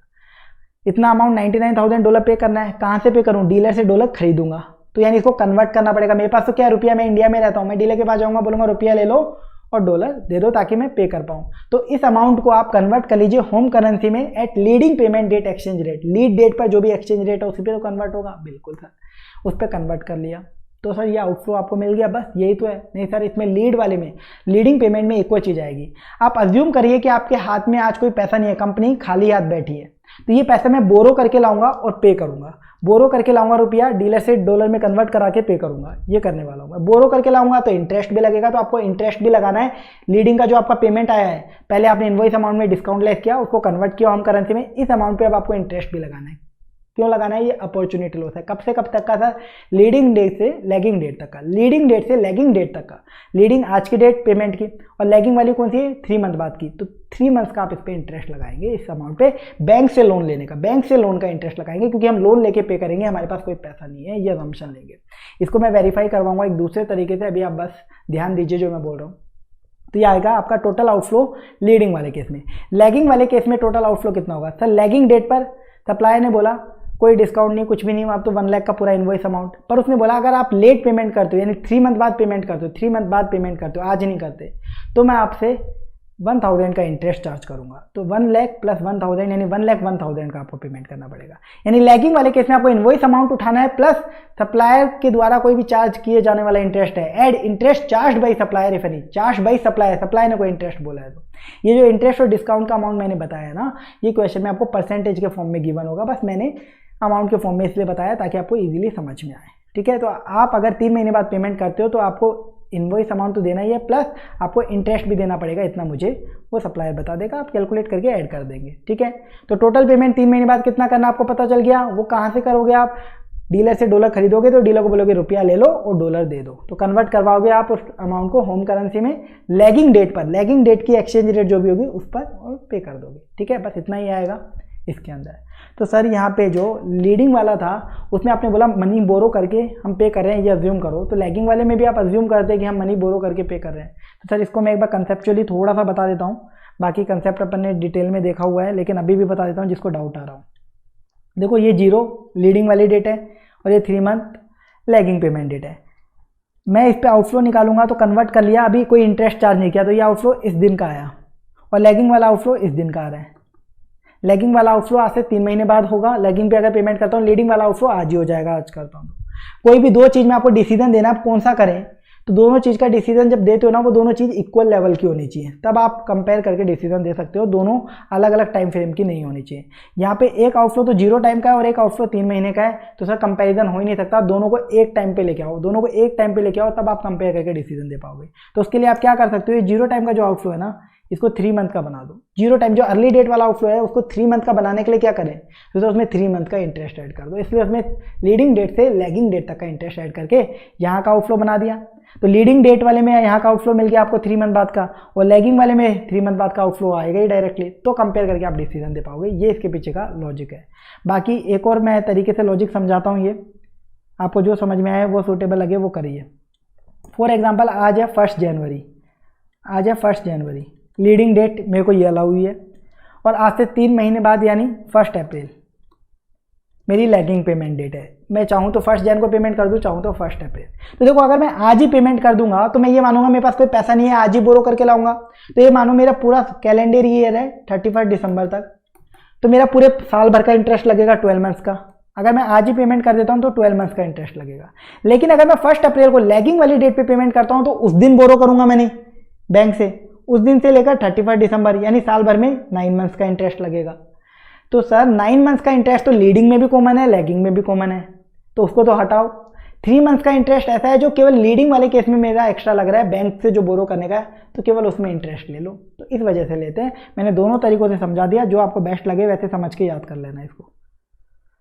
इससे ज़्यादा डिटेल में अपन रिवीजन लेक्चर में बात नहीं करेंगे इसके बारे में।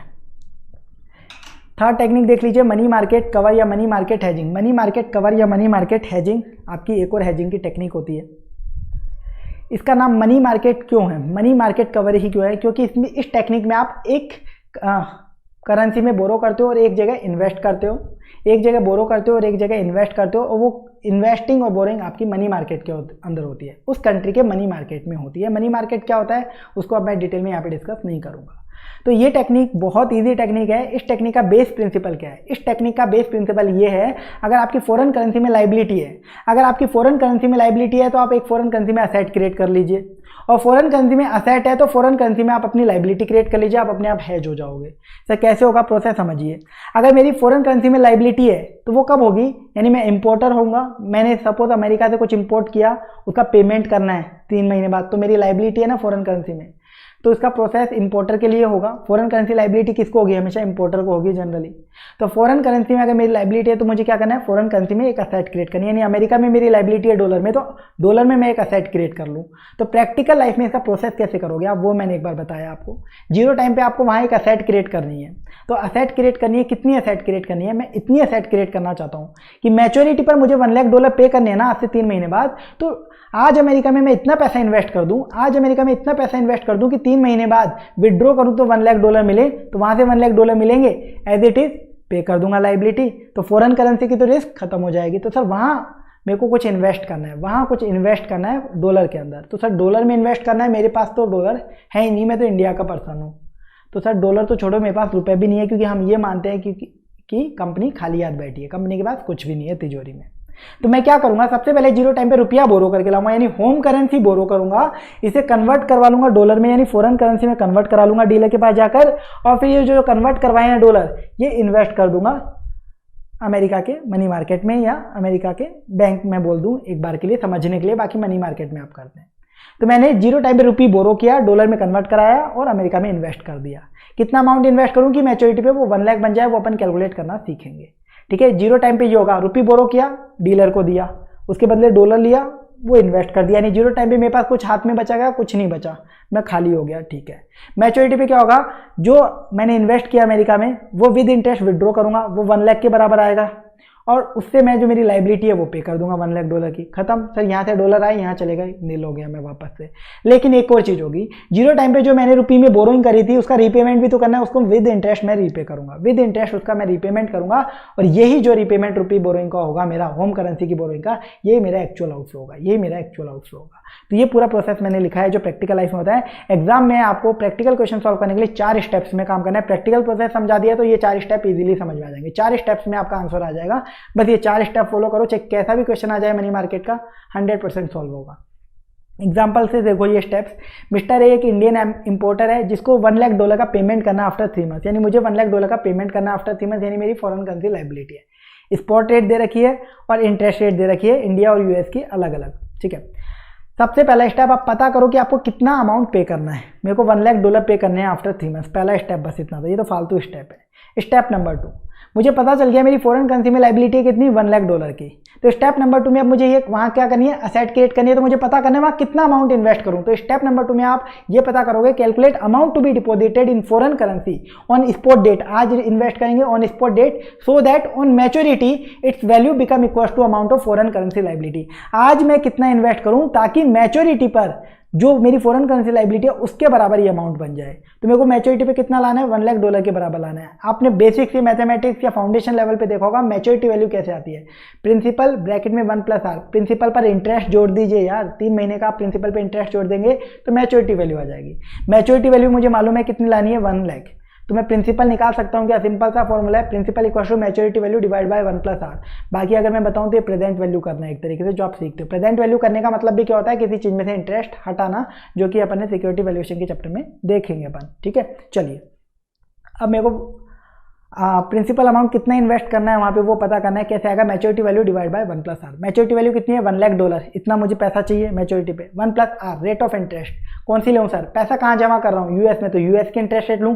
सर यूएस में भी 2 इंटरेस्ट रेट दे रखे हैं क्वेश्चन में, 4% और 5%, कौन सी लूँ।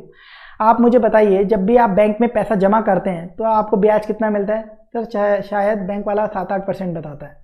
लेकिन जब आप लोन लेते हैं तो कितना बताता है वो 11-12%। ठीक है, यानी जब भी आप लोन लेते हैं तो आपको ज़्यादा इंटरेस्ट देना पड़ता है, और जब भी आप पैसा जमा करते हैं आपको कम इंटरेस्ट मिलता है। यानी यहाँ पर भी बैंक वाला आपको लूटता है। यानी वही दुकानदार, उसकी मर्जी चलती है, जब उसको पैसा आपसे लेना होता है लोन पर तो ज़्यादा लेता है, और जब आपको पैसा देना होता है उसे आपकी इनकम के रूप में जब आप इन्वेस्ट करते हो तो कम देता है। तो सेम वही चीज़ होगी, 4% और 5% यूएस की इंटरेस्ट रेट है, मैं पैसा जमा कर रहा हूँ तो मुझे पैसे की इनकम होगी तो कम वाला मिलेगा 4%। तो 4% की इंटरेस्ट रेट, तो 1 + 4%। मैंने आपको बताया था कभी भी आपको किसी चीज़ में परसेंट का साइन हटाना हो तो उस चीज़ को आप 100 से डिवाइड कर दीजिए। तो 4% को 100 से डिवाइड करेंगे तो 0.04 हो जाएगा, परसेंट का साइन हट जाएगा। इसका पूरा लॉजिक दिया था कैसे क्या है, कब करेंगे कब नहीं करेंगे, वो अपने लेक्चर में बात करी थी, वो अब अपन बात नहीं करेंगे यहाँ पे। ठीक है, लेकिन मुझे 4% तो पर एनम की रेट है, इंटरेस्ट रेट तो पर एनम होती है जब भी क्वेश्चन में गिवन होती है। मुझे तो 3 महीने का ही तो इंटरेस्ट मिलेगा, तो मल्टीप्लाई बाय 3/12 तो आपकी मैच्योरिटी वैल्यू आ जाएगी। इसे सॉल्व कर लेंगे तो आपको प्रिंसिपल अमाउंट कितना इन्वेस्ट करना चाहिए, 99,009.90, ताकि मैच्योरिटी पे आपको $1 लाख मिल जाए। अब स्टेप नंबर 3, मुझे पता चल गया इतना मुझे इन्वेस्ट करना है, लेकिन ये पैसा मेरे पास होना भी तो चाहिए। तो जीरो टाइम पे होम करेंसी जो कि मेरी रुपी है वो बोरो करूंगा, वो मैं बोरो करूंगा, उसको डीलर से कन्वर्ट कराऊंगा $99,000 में, फिर इन्वेस्ट करूंगा। तो थर्ड नंबर स्टेप में आपको यही पता करना है, calculate amount to be borrowed in home currency on spot date to buy foreign currency to be deposited as calculated in step above step number 2। हमें कितनी अमाउंट बोरो करना चाहिए रुपीज़ में ताकि उसको कन्वर्ट करवा के अपन इन्वेस्ट कर सके जो अमाउंट